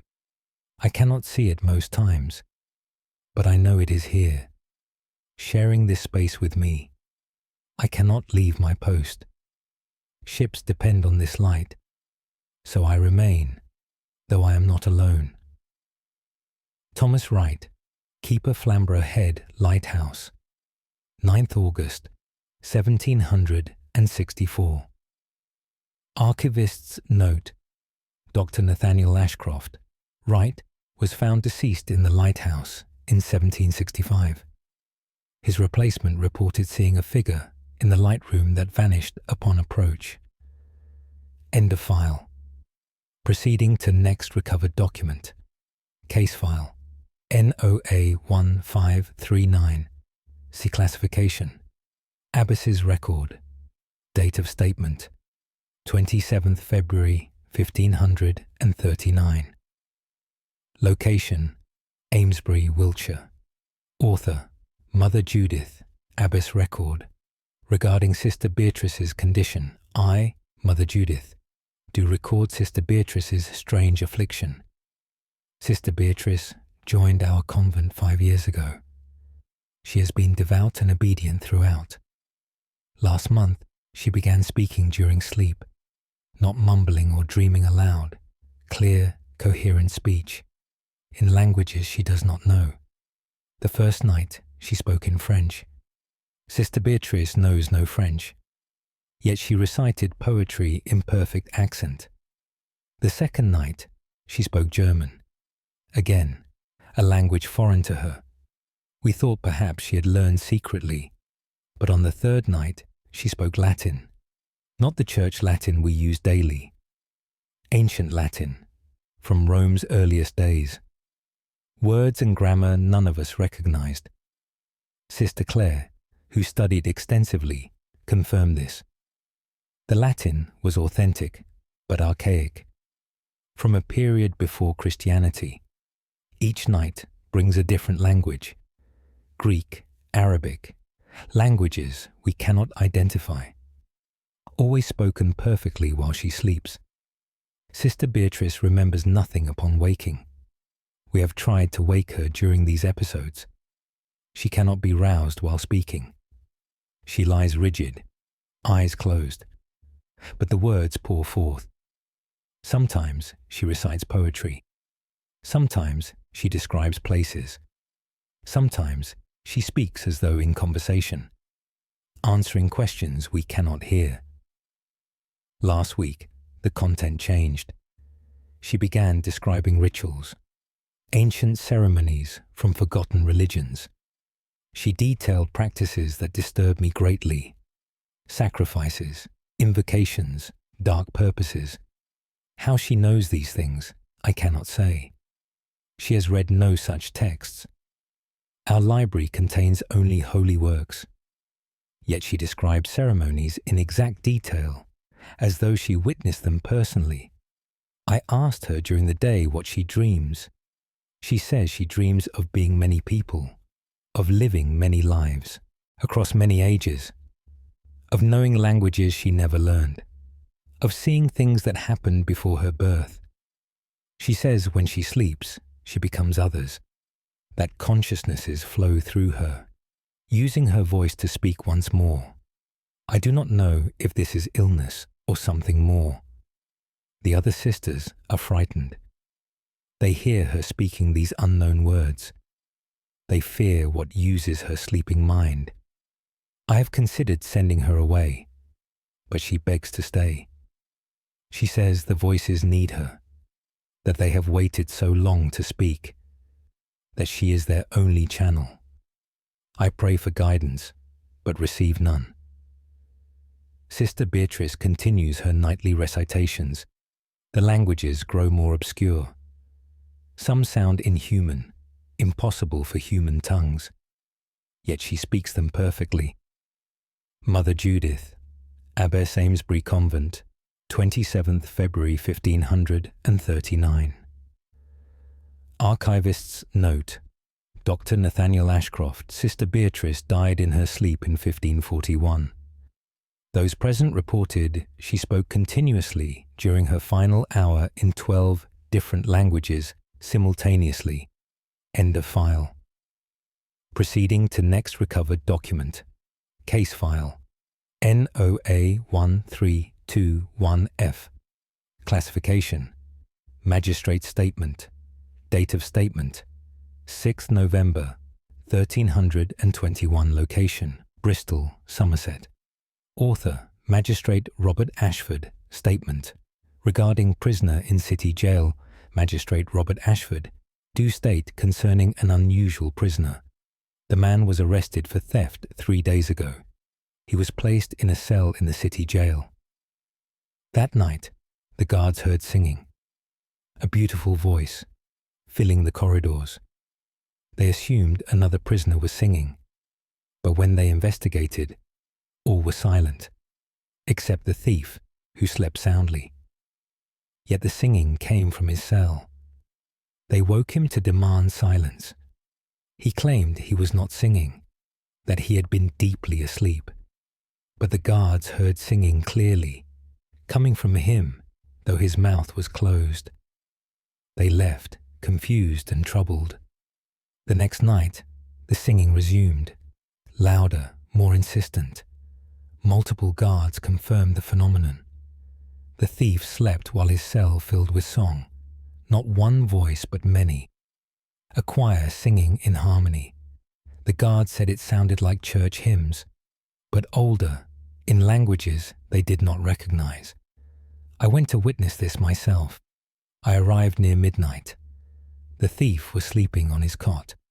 Then the singing began. It was beautiful and terrible. So many voices singing as one, coming from this sleeping man. I approached his cell cautiously. The singing grew louder at my approach. The thief's body trembled slightly, as though something moved within him. I called his name. The singing stopped abruptly. He woke, confused and frightened. He asked why I was there. I told him about the singing. He wept, saying it had happened before, that for weeks he had heard singing in his sleep, that it came from inside him, that he felt filled with voices, dozens of them, maybe hundreds, all trying to sing through him.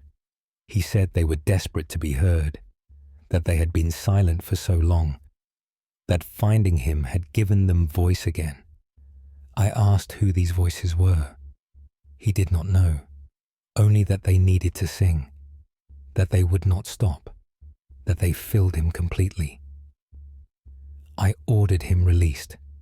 His theft was minor, hardly deserving imprisonment, but truly, I released him out of fear, fear of what inhabited him, fear of what would happen if he remained.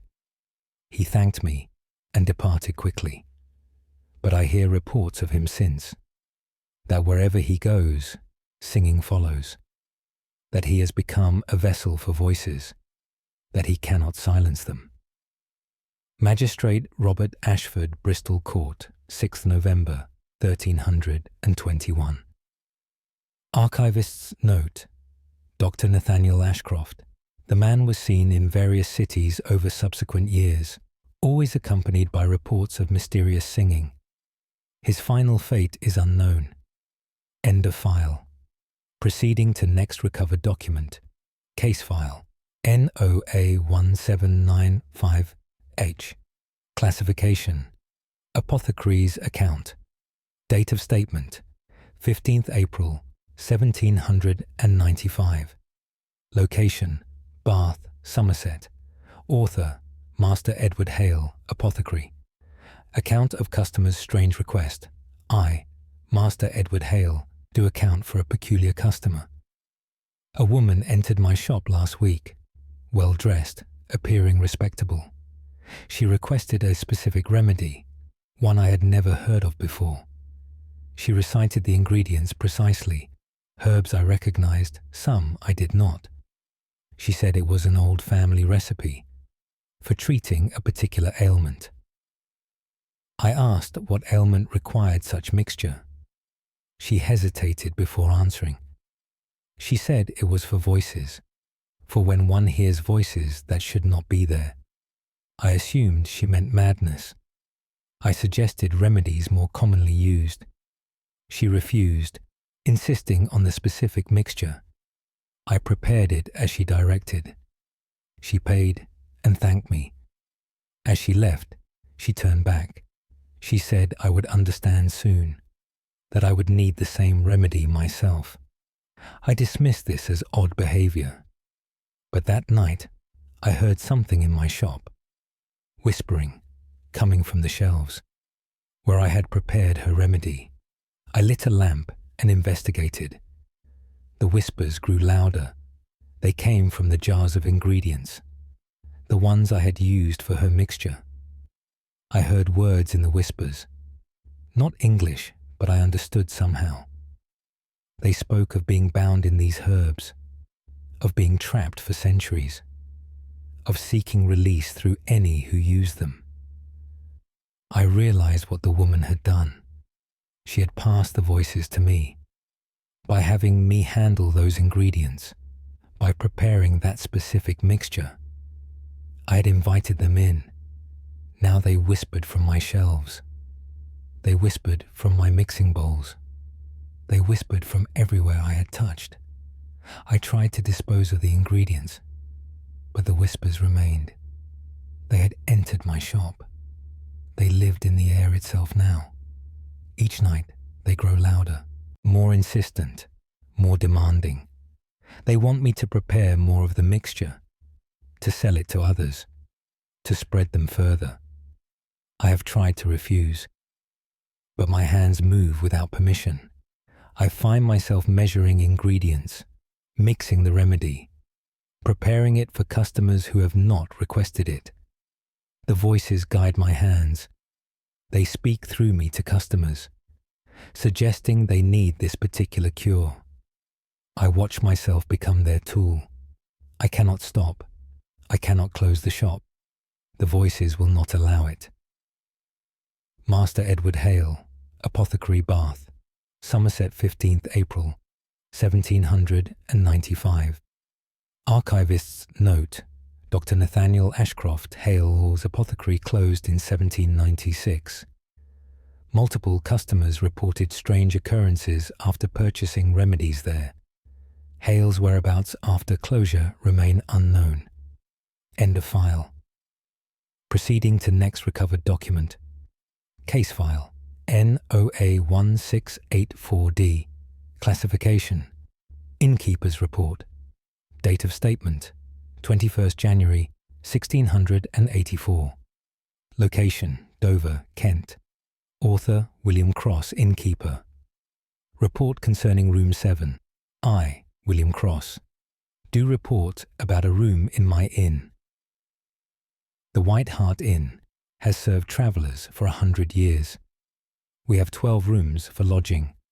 All are comfortable and well maintained, except Room 7. Room 7 has been problematic for years. Guests complain of cold, though we provide good fires. They complain of sounds, though other rooms are quiet. They complain of feeling watched. Most check out early, refusing to stay the night. Last month, I decided to investigate properly.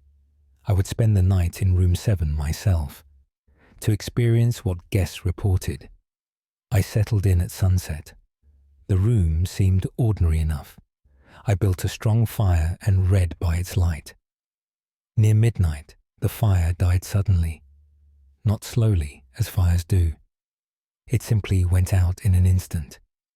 The room became freezing cold. I relit the fire with difficulty. It burned for mere minutes before dying again. This happened 4 more times. Finally, I gave up and sat in darkness. That is when I heard breathing. Deep, slow breaths, coming from the corner of the room. I called out, asking who was there. The breathing stopped, then started again, closer, right beside my chair. I felt breath upon my neck, impossibly cold, like wind off ice. I struck a light quickly. The room was empty, but the breathing continued. I fled to the hallway. The breathing followed me to the door, then stopped when I crossed the threshold. I stood in the hall, shaking. I heard movement inside the room, footsteps pacing slowly, from window to door and back, over and over in the same path. At dawn, I entered again. The room was undisturbed, but the air still felt wrong. Heavy, oppressive, angry. I asked the previous innkeeper about Room 7. He was reluctant to speak at first. Finally, he told me. A guest died in that room decades ago. A merchant, travelling alone. He was found in the morning, dead in his bed. No mark upon him, no apparent cause, but his face was frozen in terror. Eyes wide, mouth open in a scream. Since then, guests report the same experiences. The cold, the sounds, the presence. Some have seen a figure standing at the window, watching the street below. Others have woken to find someone standing beside their bed, watching them sleep. I have stopped renting Room 7. I keep it locked always, but I still hear things from within. Footsteps pacing, breathing near the door, sometimes scratching as though someone seeks to leave. But when I open the door, the room is empty, always empty, yet never unoccupied. William Cross, Innkeeper. The White Hart. Dover, 21st January 1684. Archivist's note. Dr. Nathaniel Ashcroft. The White Hart burned in 1712. Multiple witnesses reported seeing a figure at the window of Room 7 during the fire, apparently trying to escape. End of file. Proceeding to next recovered document. Case file NOA1458M. Classification: Physician's record. Date of statement: 12th October. 1458. Location: Cambridge, Cambridgeshire. Author: Dr. Henry Blackwood. Record of patient at University Infirmary Gothic. Dr. Henry Blackwood. Do record concerning a student brought to our care. The young man is a scholar studying theology. He was found unconscious in the library 3 days ago. No injury was apparent, no illness detected. He simply would not wake. We brought him to the infirmary for observation. He lay in deep sleep, breathing steadily. On the second night, he began to recite.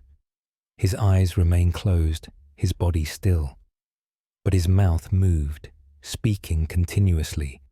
The words were Latin, perfectly pronounced, but not from any text I recognized. The content was disturbing.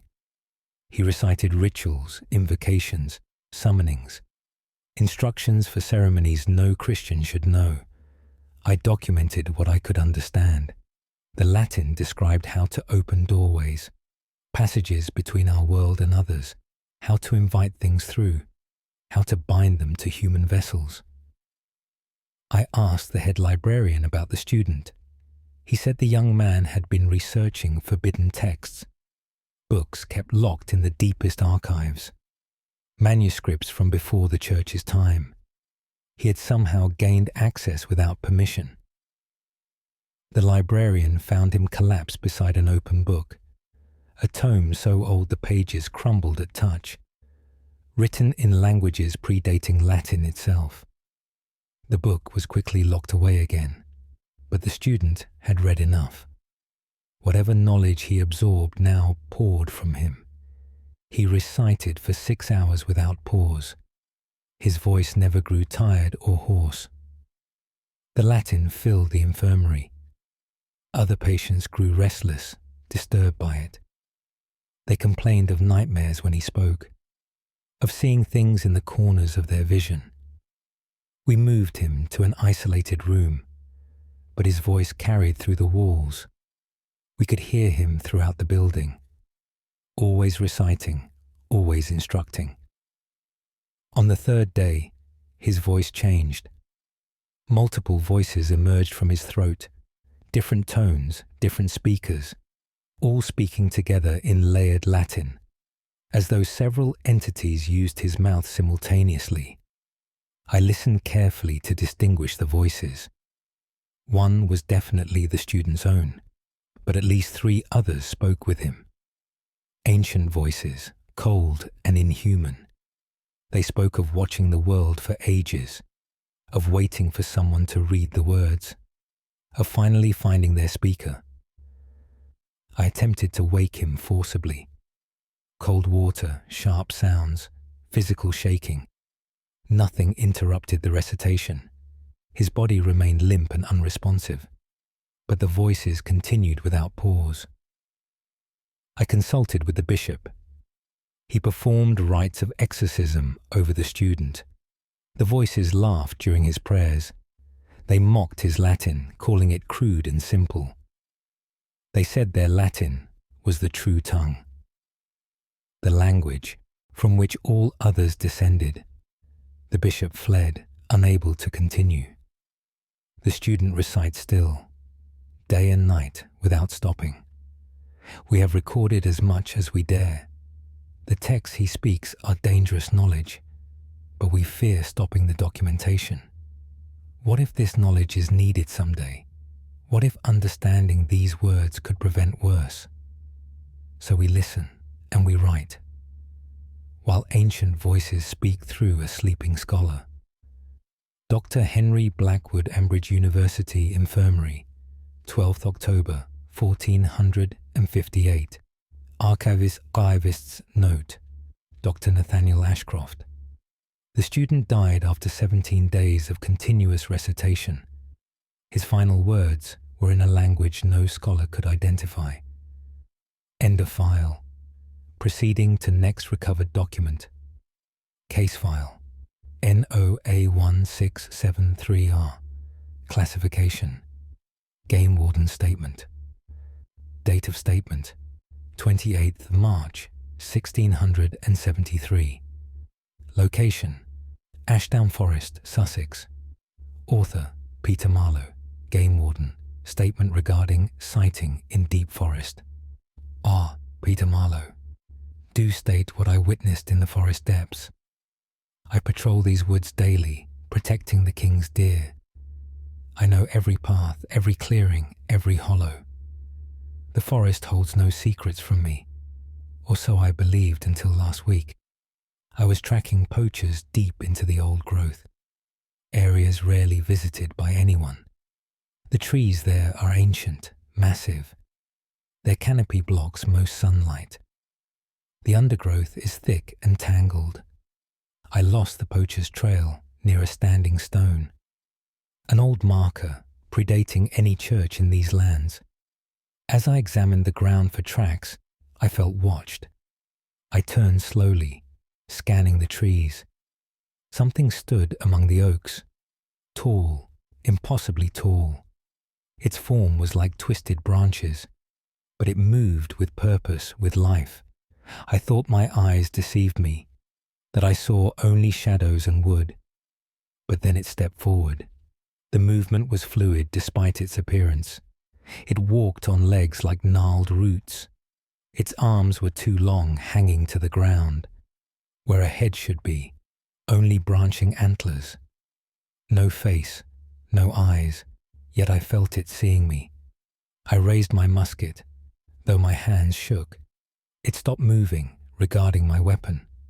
Then it made a sound. Not an animal sound, not human, like wind through hollow trees. But the sound formed words somehow, words in a language I did not know. Yet I understood their meaning. It told me to leave, that this part of the forest was not mine, that humans had no claim here. I lowered my weapon slowly. The thing stepped closer. Each step made the ground tremble slightly.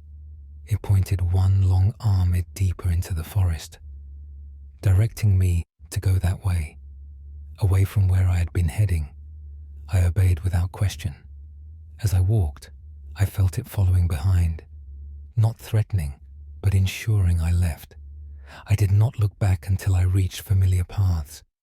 When I finally turned, it had vanished, but I saw marks on the trees, scratches, deep gouges in the bark, far twos, high for any animal to reach. I reported this to no one at first.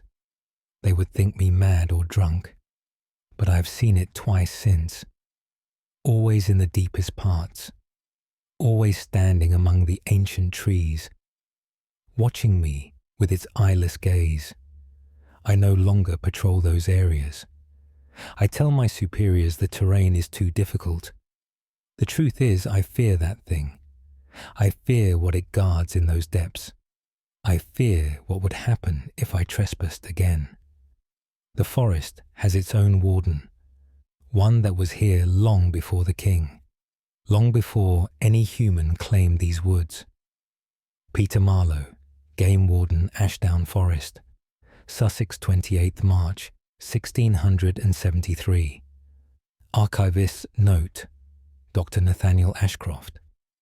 Marlowe disappeared during patrol in 1675. His body was found near the standing stone. Local accounts mention unusual marks on nearby trees. End of file. Proceeding to next recovered document. Case file NOA1526T. Classification: Abbott's Journal. Date of statement: 7th May 1526. Location: Battle Abbey, Sussex. Author: Abbot William. Journal entry regarding the chapel crypt. Why I'm Abbot William, to record events occurring in our chapel crypt. The crypt is ancient, older than our current abbey. It houses tombs of abbots and nobles spanning centuries. I visit regularly to pray for their souls. Last month, I noticed changes. The temperature in the crypt had dropped significantly. Even on warm days, the air was freezing. My breath formed clouds when I spoke prayers. Then I began hearing whispers, soft at first, barely audible, coming from the tombs themselves, multiple voices overlapping. I could not distinguish words initially, but each visit, the whispers grew clearer. They spoke in Latin mostly, but also languages I did not recognize. The voices seemed to be conversing, having discussions among themselves, as though the dead spoke to each other. I mentioned this to Brother Thomas. He suggested I was hearing echoes of my own prayers, but I know what I hear. These are not echoes. These are voices originating from the tombs. Last week, I stayed later than usual. The sun had set, but I continued my prayers. The whispers grew louder in the darkness. I heard my name spoken clearly, multiple voices saying William in unison. I froze, uncertain whether to respond. The voices continued. They asked why I disturbed their rest, why I insisted on praying over them. I replied that it was my duty to pray for all souls in my care. The voices laughed, not cruel laughter, but knowing. They said they needed no prayers, that they were beyond reach of such things, that they dwelt in a place between, not heaven, not hell, but elsewhere. They said my prayers were meaningless to them, but they appreciated the visits nonetheless. The company, they said, the reminder that the living still existed above. I asked what they meant by between. The voices fell silent. Then one spoke alone. It said they were trapped, bound to their remains, unable to move forward or back, aware of everything around their tombs, hearing, sensing, but unable to act, condemned to wait in the darkness, conscious but powerless. For how long, they did not know. Some had been there for centuries, others mere decades, all equally trapped, equally aware. I asked if there was anything I could do. The voice said no, that this was their fate. But that speaking to me brought relief, a break in the endless silence. I now visit the crypt daily, not to pray, but to speak with them, to give them the company they crave. They tell me of their lives, their deaths, of what it means to be trapped in stone and bone. The other brothers think I am going mad, speaking to empty tombs, they say, but I hear the voices clearly, and I cannot abandon them. Abbot William Battle Abbey, 7th May, 1526. Archivist's note, Dr. Nathaniel Ashcroft. Abbot William spent increasing time in the crypt until his death in 1528. He requested burial there. Brothers report hearing conversations from the crypt still. End of file. Proceeding to next recovered document. Case file. NOA 1394K. Classification. Prison doctor's notes. Date of statement. 19th August, 1394. Location, Newgate Prison, London. Author, Dr. Simon Marsh.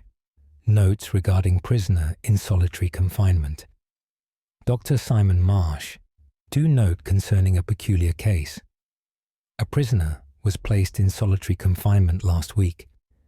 He had attacked other prisoners without provocation, claimed they were not real people, that things wore their shapes but were not them. We assumed madness and isolated him. The cell was small, windowless, secure. Food passed through a slot in the door. The first 2 days passed quietly. Then the prisoner began screaming. Not words, just raw screaming. Guards demanded he stop. He shouted back that we could not see them, that they filled his cell, that they stood around him constantly. We checked the cell thoroughly. He was completely alone, yet he insisted otherwise. He described what he saw. Figures standing against the walls, pressed so close together they overlapped. all staring at him with empty eyes. He said they never moved, never blinked, just stood and watched him endlessly. He could not sleep with them staring, could not eat while they observed. We gave him herbs to calm his mind. He refused them, saying the figures wanted him to take them, that they wanted him unconscious and vulnerable. His condition deteriorated rapidly. He stopped sleeping entirely. His eyes became bloodshot, wild. He pressed himself into the corner, trying to watch all directions simultaneously. I visited him personally. I found him curled in the corner, trembling, barely responsive. When he saw me, he grabbed my arm. He begged me to see them, to acknowledge what surrounded him. He pointed to specific spots in the cell, describing each figure in detail, their positions, their expressions. I saw nothing but empty space. Yet his descriptions were so vivid. I almost believed I felt something, a cold presence in the cell, a weight to the air. He said they were getting closer, that each day they moved nearer. Soon they would touch him. He feared what would happen then. I ordered him moved to a different cell, but he refused to leave. He said they would follow, that they had chosen him, that moving would not help. Last night, his screaming stopped. Guards found him standing in the center of the cell, perfectly still, arms at his sides. His eyes were open but unseeing. When I examined him, he did not respond. His body was rigid as stone, but he was alive, breathing, heart beating. He simply would not move, would not speak. He stands there still, in the exact center of his cell, as though frozen in place. His eyes stare at nothing, or perhaps at everything we cannot see. The guards say the cell feels wrong now, that something has changed within it, that they feel watched when they look inside. I fear the prisoner was right, that something does occupy that cell, that it has finally reached him. Dr. Simon Marsh, Newgate Prison, London, 19th August, 1394. Archivist's note, Dr. Nathaniel Ashcroft. The prisoner remained standing for 6 days before collapsing. He never spoke again. The cell was sealed after his removal and remains unused. End of file. Proceeding to next recovered document. Case file NOA 1715 W. Classification Church Warden's account. Date of statement 3rd February 1715. Location Wells, Somerset. Author Robert Green, Churchwarden. Account of events in Church Tower. Robert Green. Do account for disturbances in our tower. I have served as church warden for 12 years. My duties include maintaining the building. The tower requires regular inspection. Last month, I climbed to check for damage. The tower is tall, with narrow stairs. It takes effort to reach the top. As I climbed, I heard footsteps above me. Someone else was in the tower. I called out, asking who was there. No response came. But the footsteps continued, always one floor above where I stood. I climbed faster, trying to catch up. The footsteps stayed ahead of me. When I reached the bell chamber, they stopped. The chamber was empty. No one could have descended past me. Yet I had heard them clearly. I examined the room thoroughly, finding no explanation for the sounds. As I turned to leave, the footsteps began again, this time below me. Descending the stairs I had just climbed, I rushed down, determined to find the source. But the stairs were empty. The footsteps stayed ahead of me. When I reached the ground, they stopped. I stood in the nave, confused and unsettled. Then I heard them again, climbing back up the tower. I did not follow, this time. I reported this to the vicar. He suggested wind or settling stone, but I know what I heard. Footsteps, clear and deliberate. Someone or something walks that tower. The next day, I returned with another warden. We both heard the footsteps, both witnessed them moving through the tower, always just out of sight, always staying ahead or behind us. We tried to trap it, one of us climbing up while the other waited below, but the footsteps simply stopped. When we reunited, they began again, as though it knew we were trying to catch it. The vicar finally agreed to investigate. He blessed the tower thoroughly, praying at each level, each landing. While he prayed, the footsteps circled him, going around and around his position. He heard them, he admitted later. He tried to convince himself it was imagination, but the steps were undeniable. We asked the oldest parishioners about the tower. One remembered stories from her grandmother. A bell ringer had died in that tower, centuries ago, before the current church stood. He had fallen from the top, but some said he jumped, that he had seen something in the tower, something that drove him mad. Now his footsteps remain, climbing endlessly, descending endlessly. Walking the tower he can never leave. We hear them daily now, sometimes at dawn, sometimes at dusk, sometimes in the dead of night. The footsteps have become part of the church, a presence we have learned to accept, but I no longer climb that tower alone.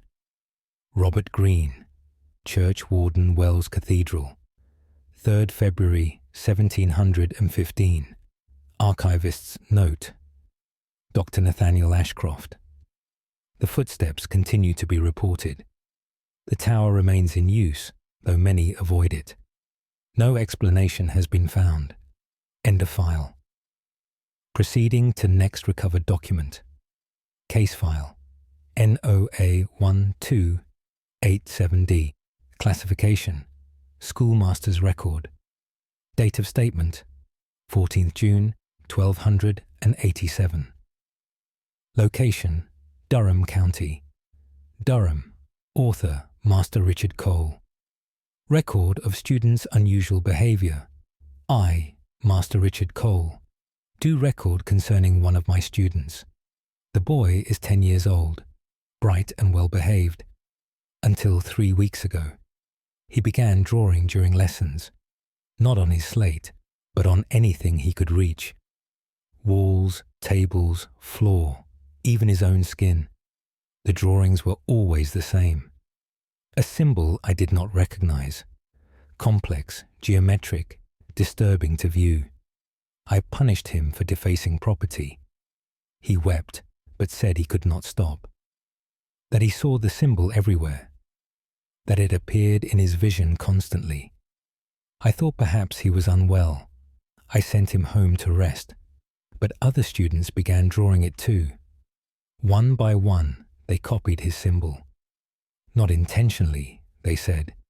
They drew it without thinking. Their hands moved of their own accord. Within a week, half my students drew the symbol. It appeared on every surface in the school. Scratched, carved, drawn in ink and chalk. I tried to clean it away. But it reappeared overnight. The students claimed they did not remember drawing, that they woke to find the symbol on their slates, on their hands, their clothes. I examined the symbol carefully. It seemed to shift when I looked at it. Lines connecting in ways that should not be possible. Angles that hurt my eyes to follow. I showed it to a scholar of ancient texts. He paled when he saw it.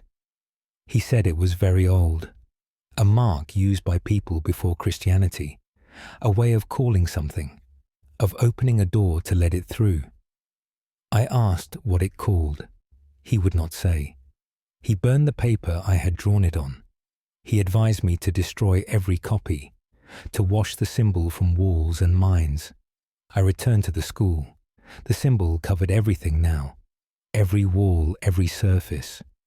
The students sat quietly, drawing it repeatedly, over and over, compulsively. I commanded them to stop. They looked at me with empty eyes.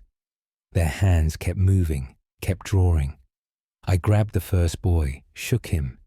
His hand continued drawing in the air, tracing the pattern over and over. I fled the school. I sent for the bishop. When he arrived, he would not enter. He stood at the door, looking in. Every student sat drawing. The symbol covered every visible surface. The air itself seemed heavy, oppressive, wrong. The bishop said he could do nothing, that whatever had been called was already there, that the door had been opened. He sealed the school that day. No one was allowed to enter. The students were sent home. But they continue drawing the symbol. Everywhere they go, it appears, spreading through the town like a disease. Master Richard Cole Durham, 14th June, 1287. Archivist's note. Dr. Nathaniel Ashcroft. The school was demolished in 1289. The symbol reportedly appeared on the rubble. Durham records show an unusual number of children disappeared that year. End of file. Proceeding to next recovered document. Case file. NOA1832L. Classification. Hospital Matron's Report. Date of statement. 22nd November 1832. Location. Guy's Hospital, London. Author, Matron. Elizabeth Hartley Report. Regarding patient in Ward 3. I, Matron Elizabeth Hartley, do report concerning a patient. The woman was admitted last week with fever. She recovered quickly, the fever breaking within days. But when she woke, something had changed. She stared at the other patients constantly, not with curiosity, but with intensity, studying each one as though memorizing them. When asked why she stared, she smiled.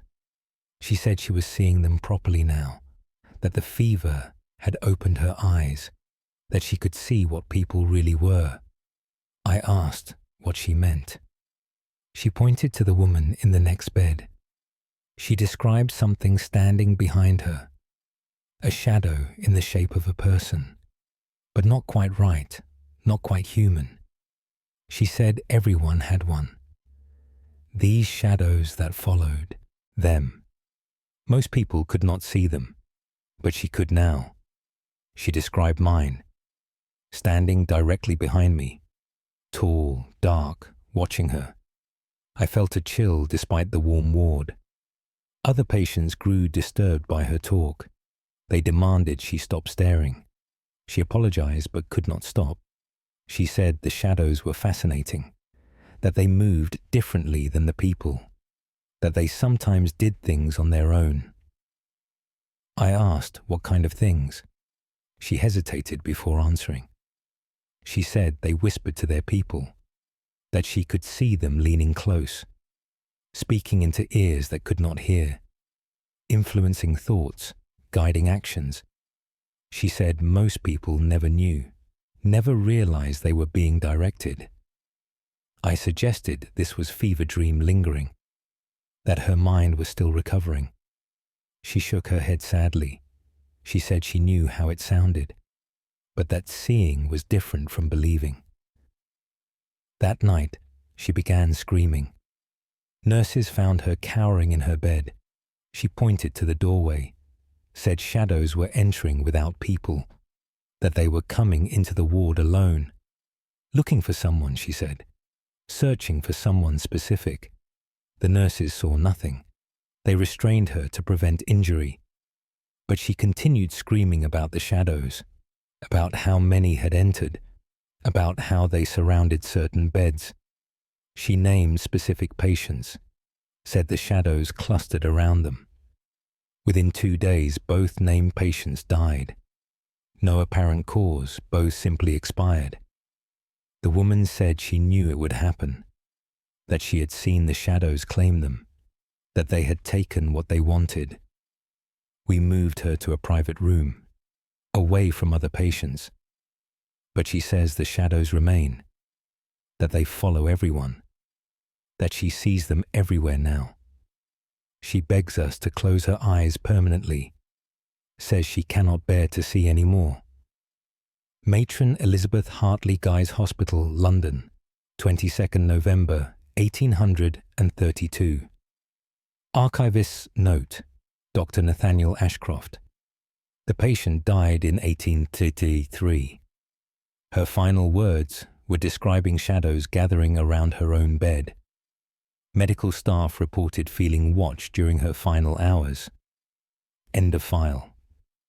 Proceeding to next recovered document. Case file NOA1469V. Classification. Lighthouse Assistant's Log. Date of statement 8th September 1469. Location St. Catherine's Point, Isle of Wight. Author John Whitmore, Assistant Keeper. Log entry regarding the light I, John Whitmore. Do record strange events at the Lighthouse. I have worked here 6 months as assistant keeper. The work is simple but vital. We maintain the light to guide ships safely. The head keeper is an old man, here for decades. He knows every procedure, every duty. But lately, he has been troubled. He stares out at the sea for hours, watching something I cannot see. When I ask what he observes, he will not say. He only mutters that they are returning, that they come closer each night. I thought perhaps age affected his mind, until I saw them myself. It was near midnight, my watch. I stood in the light room, maintaining the flame. Movement below caught my attention. On the rocks where waves crash, figures stood among the spray, too many to count in the darkness. They faced the lighthouse perfectly still, not moving despite the violent surf. I called for the head keeper. He came up slowly, unsurprised. He said they appear every night now, that they started months ago, just 1 or 2 at first, now dozens, maybe hundreds, all standing on the rocks, all watching the light. I asked who they were. He said they were not living people, that they came from beneath the waves, that the light drew them, called them up from the depths. He said his predecessor saw them too, that every keeper eventually does, that once you see them, they know, and they come more frequently. I watched them all night. They never moved, never left, just stood watching our light. When dawn came, they were gone. But that night, they returned, more than before, covering every rock visible, all facing us, all watching. The head keeper says we must keep the light burning, that stopping would be worse, that they wait for the light to fail, for us to leave the lighthouse dark. I asked what would happen then. He would not answer, but his fear was obvious. Each night I watch them gather. Each night there are more. They stand closer to the lighthouse, slowly approaching across the rocks. I measured their progress. They advance a few feet each night. At this rate, they will reach the door within weeks. I told the head keeper. He nodded, saying he knew, that he has been waiting for this, that every keeper faces it eventually.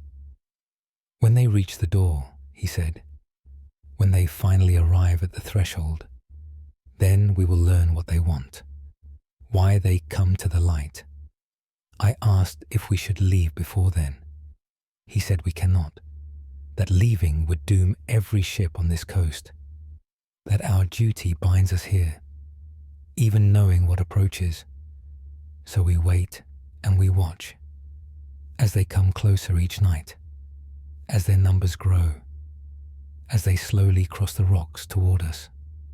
John Whitmore, Assistant Keeper, St. Catherine's Lighthouse, 8th September 1469. Archivist's note, Dr. Nathaniel Ashcroft. Both keepers disappeared in October 1469. The lighthouse was found empty, but the light still burned. Their replacements reported no unusual sightings. End of file. Proceeding to next recovered document. Case file NOA1618P. Classification: Vicar's testimony. Date of statement: 16th April 1618. Location: Exeter, Devon. Author: Reverend Thomas Bishop. Testimony regarding events during service: I, Reverend Thomas Bishop, do testify about last Sunday's service. The congregation gathered as usual. Near 40 people attended morning prayer. I began the service without incident. But during the first hymn, something occurred. One voice did not match the others. It sang the correct words, but wrong. The tune was different, older, like hearing a shadow of the hymn. I looked across the congregation, trying to identify who sang differently, but everyone appeared normal, mouths moving in unison, singing together. Yet that other voice continued, weaving through the hymn like a second melody. The congregation did not seem to notice. They sang on, unaware, but I heard it clearly. During the scripture reading, I heard it again. As I read aloud, another voice read with me. The same words, same timing. But the voice was not mine. It came from somewhere in the church, perhaps everywhere at once, reading scripture in a tone that was not human, too perfect, too resonant. I paused in my reading. The other voice continued briefly, then stopped when it realized I had ceased. The congregation stirred, confused. I resumed reading. The voice returned, matching my words. During my sermon, it began to speak over me, not loudly, not trying to drown me out, just speaking simultaneously, saying the same words I said, but half a second ahead, as though it knew what I would say, as though it spoke and I merely echoed. Several parishioners noticed finally. They looked around, seeking the source, but found nothing. The voice had no origin point.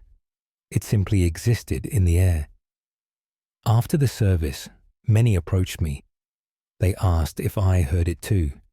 The voice that accompanied everything, that sang and spoke and prayed with us. I admitted I had heard it, that I did not know what it was. One elderly woman said it had happened before, decades ago when she was young. A voice had joined services for months. No one could explain or stop it. Eventually, it ceased on its own.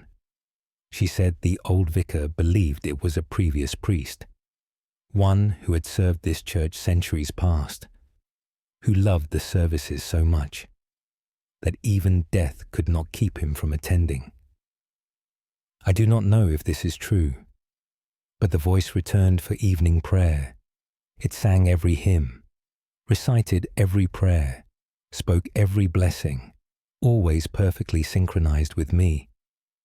The congregation has grown accustomed to it. They no longer question or fear. They simply accept this additional voice, this presence that worships alongside them. But I find it deeply unsettling, not knowing who or what shares my pulpit, what speaks with my mouth, what sings with my congregation. Reverend Thomas Bishop, St. Peter's Church, Exeter, 16th April, 1618. Archivist's note. Dr. Nathaniel Ashcroft. The voice was reported intermittently for 70 years. Church records mention it ceased suddenly in 1688, with no explanation for either its presence or absence. End of file. Proceeding to next recovered document. Case file NOA1574S. Classification: Manor Servant Statement. Date of statement: 25th July, 1574. Location: Ludlow, Shropshire. Author Margaret Hale, housemaid. Statement regarding the mirror in East Wingy, Margaret Hale. Do state concerning a mirror in the manor. I have served this household for 3 years. My duties include cleaning all rooms. The east wing has a large mirror in the hallway. 7 feet tall, ornately framed. It has hung there for generations. I clean it weekly without issue, until last month.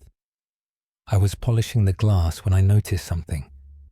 My reflection did not match my movements. I raised my right hand. My reflection raised its left. This is normal for mirrors. But then my reflection smiled. I was not smiling. I stepped back, startled. My reflection remained in place, still smiling, still facing forward.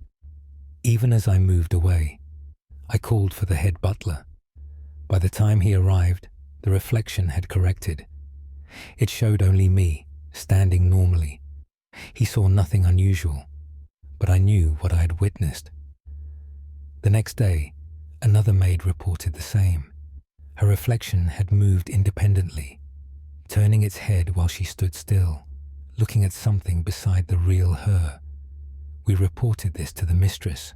She dismissed it as imagination, but more servants began seeing strange reflections, their mirror selves acting wrongly, moving differently, smiling differently, sometimes just watching them with odd intensity. Last week, a footman screamed. We found him collapsed before the mirror. He said his reflection had mouthed words to him, words he could not hear but could read. His reflection had told him secrets, things no one else should know, private shames he had never confessed. His reflection had known everything. I went to look at the mirror myself. My reflection appeared normal at first. Then it leaned forward slightly, moving toward the glass from inside, as though trying to push through. Its mouth opened and it spoke. I heard nothing, but saw the words form. It said, we were the reflections, that it was the real version, that we existed only in this world, while it lived in the true one behind the glass. I fled immediately. Other servants refused to pass that mirror now. We covered it with a cloth, but the cloth keeps falling, as though something pushes it away. The mistress finally ordered it removed. 3 footmen tried to take it down. The mirror was too heavy, though 2 men had hung it easily before. Now 6 men could not lift it. It remains on the wall. We avoid that hallway entirely, but sometimes we hear things, tapping on glass from within, as though something wants out. Margaret Hale, Housemaid, Ludlow Manor, 25th July 1574. Archivist note, Dr. Nathaniel Ashcroft. The mirror was eventually broken in 1507. 7 pieces were created, each causing similar phenomena. The fragments were buried separately, but later reported disturbed. End of file. Proceeding to next recovered. Document. Case file. NOA1341. N. Classification. Miller's account. Date of statement. 1st December 1341. Location, Norwich, Norfolk. Author, William Turner Miller. Account of events at Riverside Mill. Ormond, William Turner. Do account for occurrences at my mill. I have operated this mill for 20 years. The water wheel turns constantly, grinding grain. The work is steady, reliable, familiar. But 3 weeks ago, the wheel stopped turning. The river flowed as usual. The mechanism was undamaged, yet the wheel would not move. I examined every part thoroughly, found no blockage, no broken component. The wheel simply refused to turn. I enlisted help to push it manually. 4 strong men could not move it, as though something held it in place. While we struggled, I heard laughter, coming from inside the mill. I entered to investigate. The grinding chamber was empty, but the laughter continued.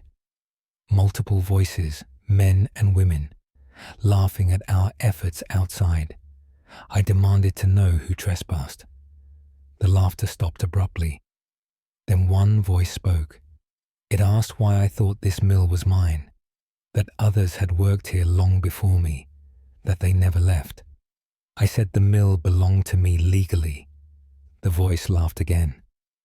It said the mill belonged to them by right of death, that they died building it, that their bones were in its foundations, that they would never leave. I returned outside. The wheel began turning suddenly, moving freely as though nothing had stopped it.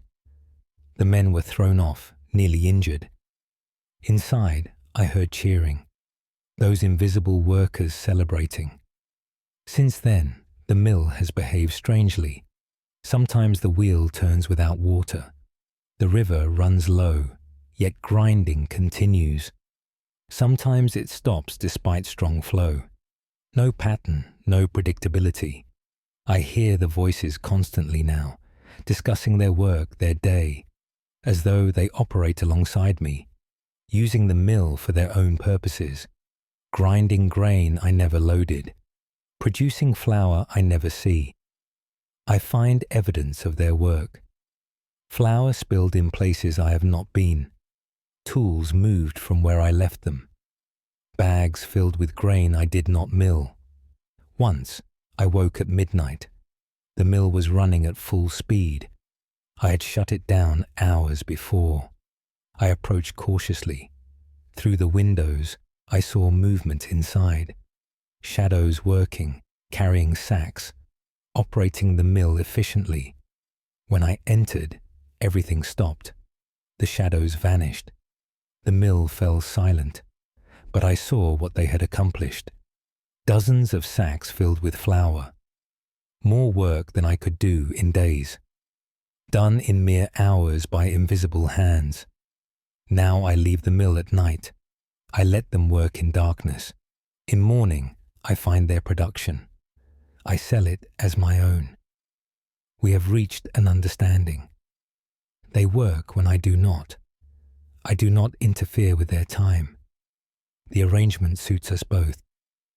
Though it troubles me deeply, sharing my livelihood with the dead, working alongside ghosts, never seeing them, but always knowing they are there.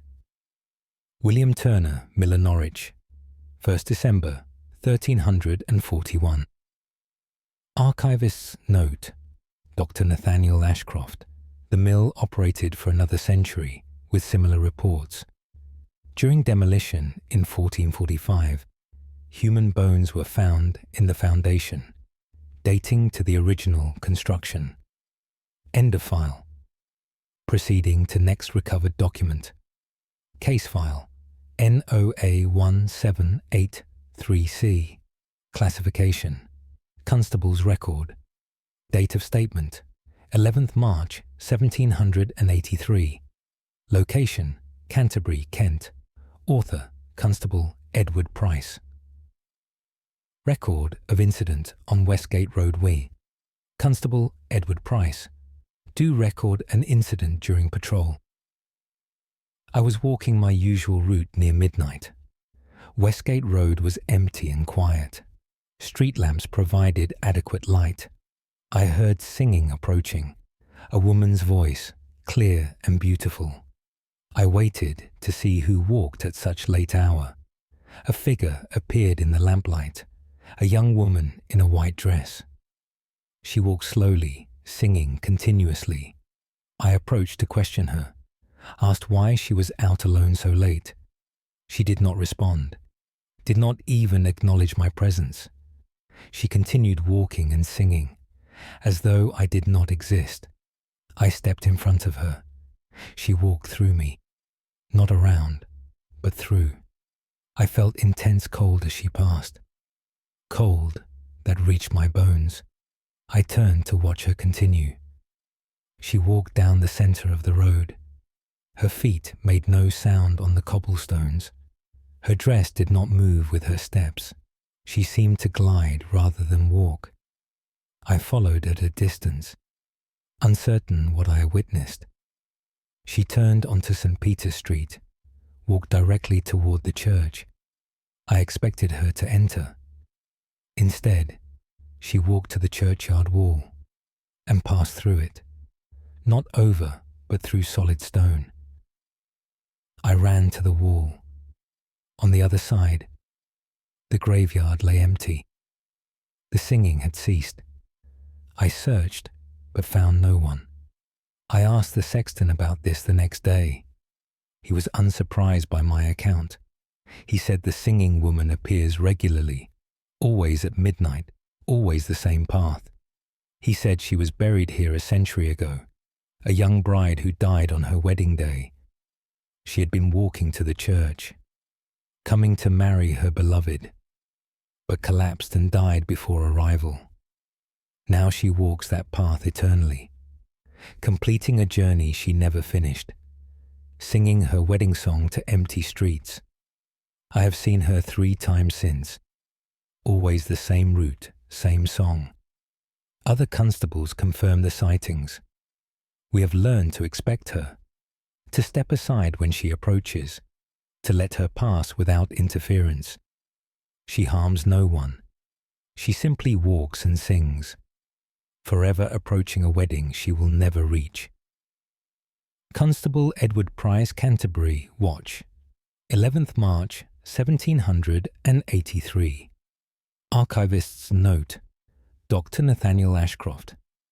The singing woman continues to be reported. Local residents claim to hear her song even when she is not seen. The phenomenon remains unexplained. End of file. Proceeding to next recovered document. Case file NOA1257B. Classification. Physician's notes. Date of statement 29th October 1257. Location: York, Yorkshire. Author: Dr. Hugh Thorne. Notes regarding patient with memory affliction. I, Dr. Hugh Thorne, do note concerning a peculiar case. A man was brought to me by his family. He could no longer recognize anyone, not his wife, not his children, not even his own reflection. He claimed they were all strangers, that his real family had been replaced. I examined him for head injury or fever, found no physical cause for his condition. His mind seemed sound in other respects. He could speak clearly, reason logically. Only his recognition was affected. He insisted these were not his people, that they looked similar but were wrong somehow. Details that did not match his memories. His wife wept, begging him to remember. He looked at her with genuine confusion, said he had never seen her before, that his wife looked different, that these people were impostors. I attempted various treatments, herbs to clear the mind, prayers to restore memory. Nothing affected his condition. Each day he woke insisting he was among strangers, that his real life existed elsewhere, that he had been taken from it. His distress grew more pronounced. He began describing his real family, a wife who looked different, children with different names, a house in a different town. He provided such specific details, describing places he could not have known, events that never occurred to him. Yet he spoke with complete conviction, as though these memories were genuine.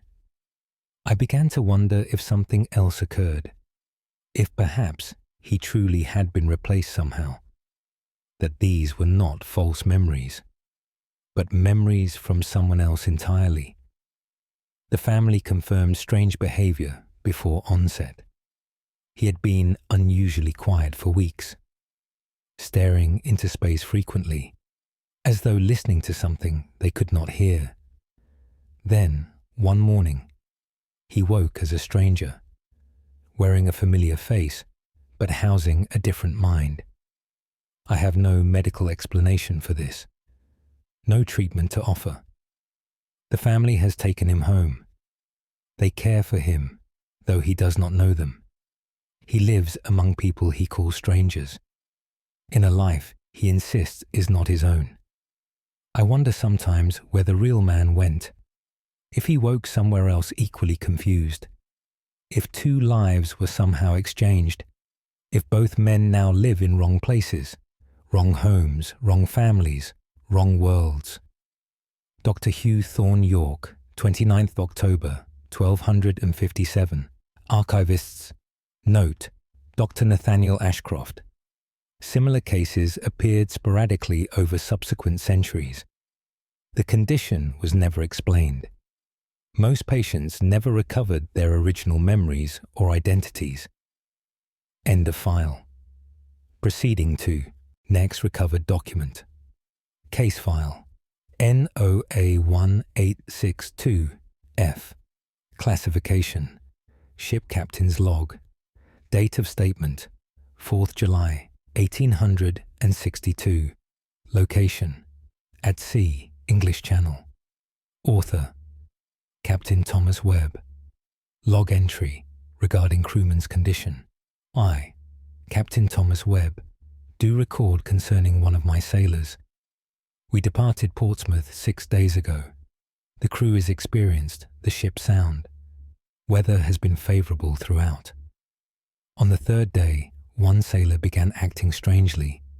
He stood at the rail for hours, staring at the water below. When asked about his duties, he did not respond. He simply stared at the waves. I ordered him to return to work. He looked at me without recognition, as though he had forgotten how to understand speech. He turned back to the water. I had him brought to my cabin, examined him for illness or injury. He appeared physically well, but his mind seemed absent. His eyes were empty, unfocused. He did not respond to questions, did not react to physical stimulus. He simply sat, staring at nothing. That night, he began to speak, but not in English, not in any language I recognized. Sounds that seemed like words, but flowed like water, rhythmic, constant, incomprehensible.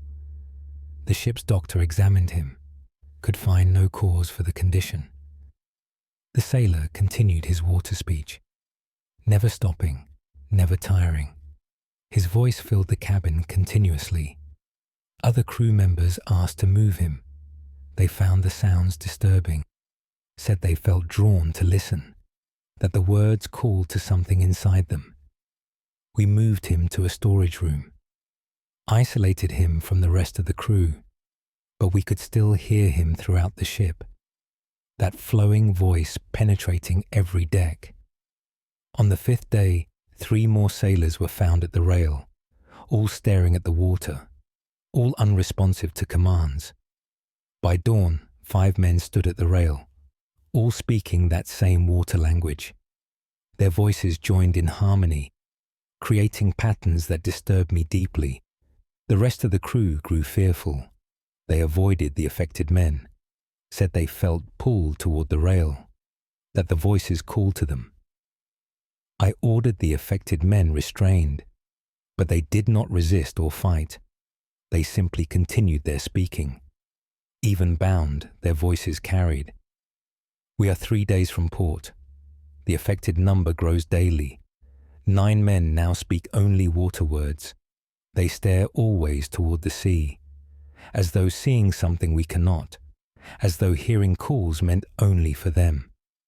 I fear what waits in those depths, what speaks to my crew, what draws them slowly away from humanity, towards something ancient in the water. Captain Thomas Webb, at sea, English Channel, 4th July 1862. Archivist's note. Dr. Nathaniel Ashcroft, ship, arrived Portsmouth. July 8th, with 12 crew affected. All 12 walked into the sea that night. Their bodies were never recovered. End of file. Proceeding to next. Recovered document. Case file NOA1429R. Classification: Innkeeper's Statement. Date of statement: 18th January 1429. Location: Chester, Cheshire. Author: Thomas Blackwood. Innkeeper. Statement regarding guest in room 5. I, Thomas Blackwood, do state concerning a guest at my inn. A traveller arrived last week seeking lodging. Well-dressed gentleman, polite and proper. I gave him room 5 on the 2nd floor. He paid for a week in advance. That first night passed without incident. The second night, other guests complained. They heard someone pacing overhead, heavy footsteps walking back and forth, for hours without ceasing. I went to room 5 to investigate. I knocked, but received no answer. I entered using my key. The guest sat in his chair by the window, perfectly still, facing outward. I asked if he had been pacing. He did not turn around, did not acknowledge my presence. I walked closer and spoke his name. Still no response. I touched his shoulder. He was cold as ice, rigid as stone. I stepped back in alarm. Then he spoke. His mouth did not move. His head did not turn. But I heard his voice clearly. It came from everywhere at once. He said he was waiting, that he had always been waiting here, that this room was his place. I said he had only arrived yesterday. The voice laughed coldly. It said I was mistaken, that he had been in this room for years, that I had given it to him long ago. I fled the room. Other guests reported similar experiences. Knocking on his door received no answer, but they heard him moving inside, heard furniture shifting, footsteps pacing. Yet when I checked, he sat motionless by the window, never eating, never sleeping, just sitting and staring out at the street. After 3 days, his week was not complete, but I could no longer allow him to stay. I entered with 2 strong men. We would remove him forcibly if needed, but the room was empty. No guest, no belongings, as though no one had ever been there. Yet the chair by the window was still warm, the impression of a body still visible on the cushion. I asked other guests if they had seen him leave. All said no. He had not passed through the common room, had not descended the stairs. He had simply vanished from a locked room. But the pacing continued that night, heavy footsteps in the empty room, walking back and forth ceaselessly. We have locked room 5 permanently, but guests still complain about the noise, about footsteps overhead that never stop, about a figure they see at the window, sitting motionless, staring down at the street, waiting for something that never comes. Thomas Blackwood, Innkeeper, The Rose and Crown, Chester, 18th January 1429. Archivist's note: Dr. Nathaniel Ashcroft. The inn burned in 1467. Witnesses reported a figure at the window of the upper floor during the blaze, unmoving despite the flames. End of file. Proceeding to next recovered document. Case file NOA1695H. Classification: Monk's Confession. Date of statement: 7th August 1695. Location: Westminster, London. Author: Brother Andrew, monk. Confession regarding events in Scripture. Room 1, Brother Andrew. Do confess what occurs in our Scripture room. I am tasked with copying religious texts, preserving holy words for future generations. I work alone in a dedicated chamber, surrounded by manuscripts and vellum. 3 weeks ago, I noticed something peculiar. The words I copied began to change, not immediately, but after I finished a page. I would return to find different text, not completely different, but altered. Words replaced with similar but wrong versions, changing the meaning subtly. I assumed my eyes deceived me. That exhaustion made me misremember, but the changes continued. More frequently, more noticeably, I began marking pages to track changes, confirming that text was being altered by some force I could not see. One night, I decided to watch, to observe a finished page continuously, to catch whatever changed the words. I sat staring at a completed scripture. An hour passed with no change. My eyes grew heavy, but I resisted sleep.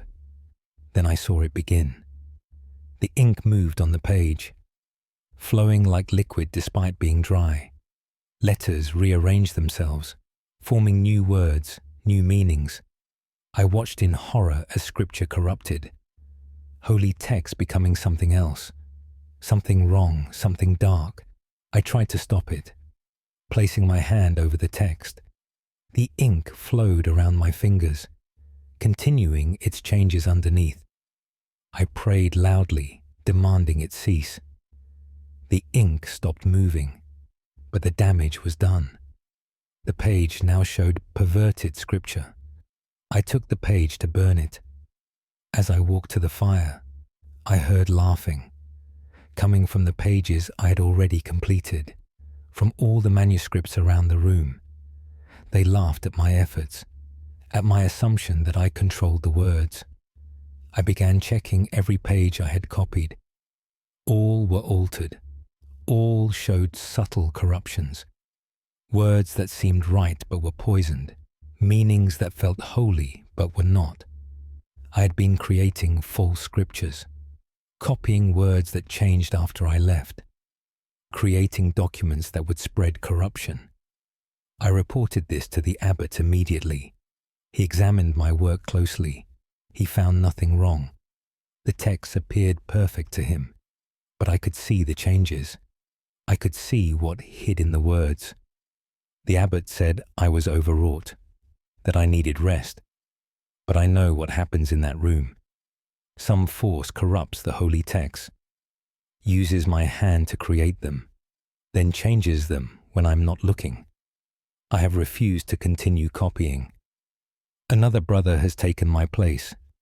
I wonder if he sees what I see, if he knows what he truly creates. Brother Andrew, Monk, Westminster Abbey, 7th August, 1695. Archivist's note, Dr. Nathaniel Ashcroft. Brother Andrew left the monastery shortly after. Records show ongoing concerns about textual accuracy in manuscripts from this period. End of file. Proceeding to next recovered document. Case file. NOA1548T. Classification. Town Watch record. Date of statement. 24th May 1548. Location. Salisbury, Wiltshire. Author. Sergeant William Hart. Record of disturbance in Market Square 1. Sergeant William Hart. Do record events in the Market Square. Last night, I was on patrol near midnight. The square was empty as expected. Street vendors had closed hours before. Then I heard music. A flute playing a simple tune. I walked toward the sound. In the center of the square stood a figure, cloaked and hooded, playing a wooden flute. I called out, asking who played at such late hour. The figure continued playing, did not acknowledge my presence. I approached closer. The music was beautiful, but sad, a melody that made my chest ache. As I listened, others appeared, more figures emerging from the darkness, all hooded, all identical. They gathered around the musician, perhaps 20 or 30 figures, all standing silently, listening. I demanded they disperse, that gatherings at night were forbidden. None responded. They simply stood, perfectly still. The music continued without pause. I approached the nearest figure, reached out to pull back its hood. My hand passed through empty air. The figure was not solid, not truly there, yet I could see it clearly. I stepped back, my heart racing. I looked at all the figures again. All were the same. Transparent, ghostly, impossible. The music grew louder. More figures appeared. Dozens now, then hundreds, filling the entire square. All gathered around the musician, all listening to that sad tune. I ran to fetch the captain. When we returned, the square was empty, silent and still. No music, no figures, as though nothing had occurred. But I saw marks on the cobblestones, footprints where the figures had stood. Too many to count, all facing the center. The captain dismissed my account, said I had dreamed or drunk. But the next night, another watchman saw them, the musician and the gathering crowd, all appearing at midnight, all vanishing by dawn. This has continued every night since. At midnight, the musician appears, plays that same haunting melody. The ghostly figures gather to listen. They stand until dawn breaks, then fade with the darkness. We have learned to avoid the square at midnight, to let them gather undisturbed. Whatever they are, whatever they remember, they mean no harm to the living. They simply gather to hear music, to recall something they once loved. Sergeant William Hart, Salisbury Town, watch 24th May, 1548. Archivist's note. Dr. Nathaniel Ashcroft. The midnight gatherings continued for decades. Research suggests a plague outbreak in the 1400s killed many suddenly. The musician may have played during the crisis. End of file. Proceeding to next recovered document. Case file. NOA 1376W. Classification. Asylum Doctor's Notes. Date of statement. 9th December 1376. Location, London. Author, Dr. Richard Stanton. Notes regarding patient's drawings. I, Dr. Richard Stanton, do note concerning a patient, a young woman, admitted 6 months ago. She suffered from melancholy and visions. Her family could no longer care for her. She has been calm and cooperative throughout. No violence, no disturbance. She spends her days drawing. We provide paper and charcoal freely. Drawing seems to calm her. For 5 months, she drew simple things, flowers, birds, trees, pleasant images showing skill. Then her drawings changed. She began drawing faces, dozens of faces on each page, all different, all detailed. Young and old, men and women, each face perfectly rendered. I asked who these people were. She said they were those who watch her, that they stand around her constantly, that she draws what she sees. I suggested these were imagination. She insisted they were real, that the asylum was full of them, more watchers than patients, all standing silently, observing. She drew faster now, producing pages of faces hourly, hundreds of faces in days. I examined them carefully. Each face was unique, no repetition, no copying. She drew from observation, as though truly seeing these people. Other doctors dismissed it as madness, but I was troubled by the detail, by the consistency in her drawings. Last week, she drew my face. Among the watchers, she included me, but I did not pose for her. She drew me from memory, or from seeing me among the crowds. The likeness was perfect, better than any portrait of me. I asked when she had seen me to draw. She said I was always there, among the watchers, standing with them, that I watched the patients like they did. that I was one of them now. I protested that I was alive, that I was a doctor, not a ghost. She smiled sadly. She said most watchers did not know, that they believed themselves alive, that they believed they served purposes, but they were only observers now, unable to affect anything, only able to watch. I found this disturbing beyond reason. I examined myself carefully. I am clearly alive, clearly corporeal. Yet her drawing showed me among the dead, standing with the watchers, one face in hundreds. She continues drawing. More faces every day. She says they grow more numerous, that the asylum attracts them, that suffering draws them here. She has begun drawing the same faces repeatedly, showing them in different locations, following patients, following doctors, following me. Dr. Richard Stanton, London Asylum, 9th December 1376. Archivists note: Dr. Nathaniel Ashcroft. Dr. Stanton died unexpectedly in 1377. The patient continued drawing his face among the watchers for months after. She claimed he did not know yet. End of file. Case closed to public record. The original document remains sealed within the vaults of the British Museum. The NOA archive remains committed to documenting phenomena that defy conventional understanding.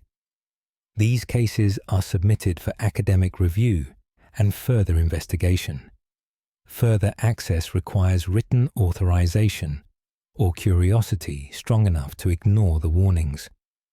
Until next time, these are the National Occult Archives.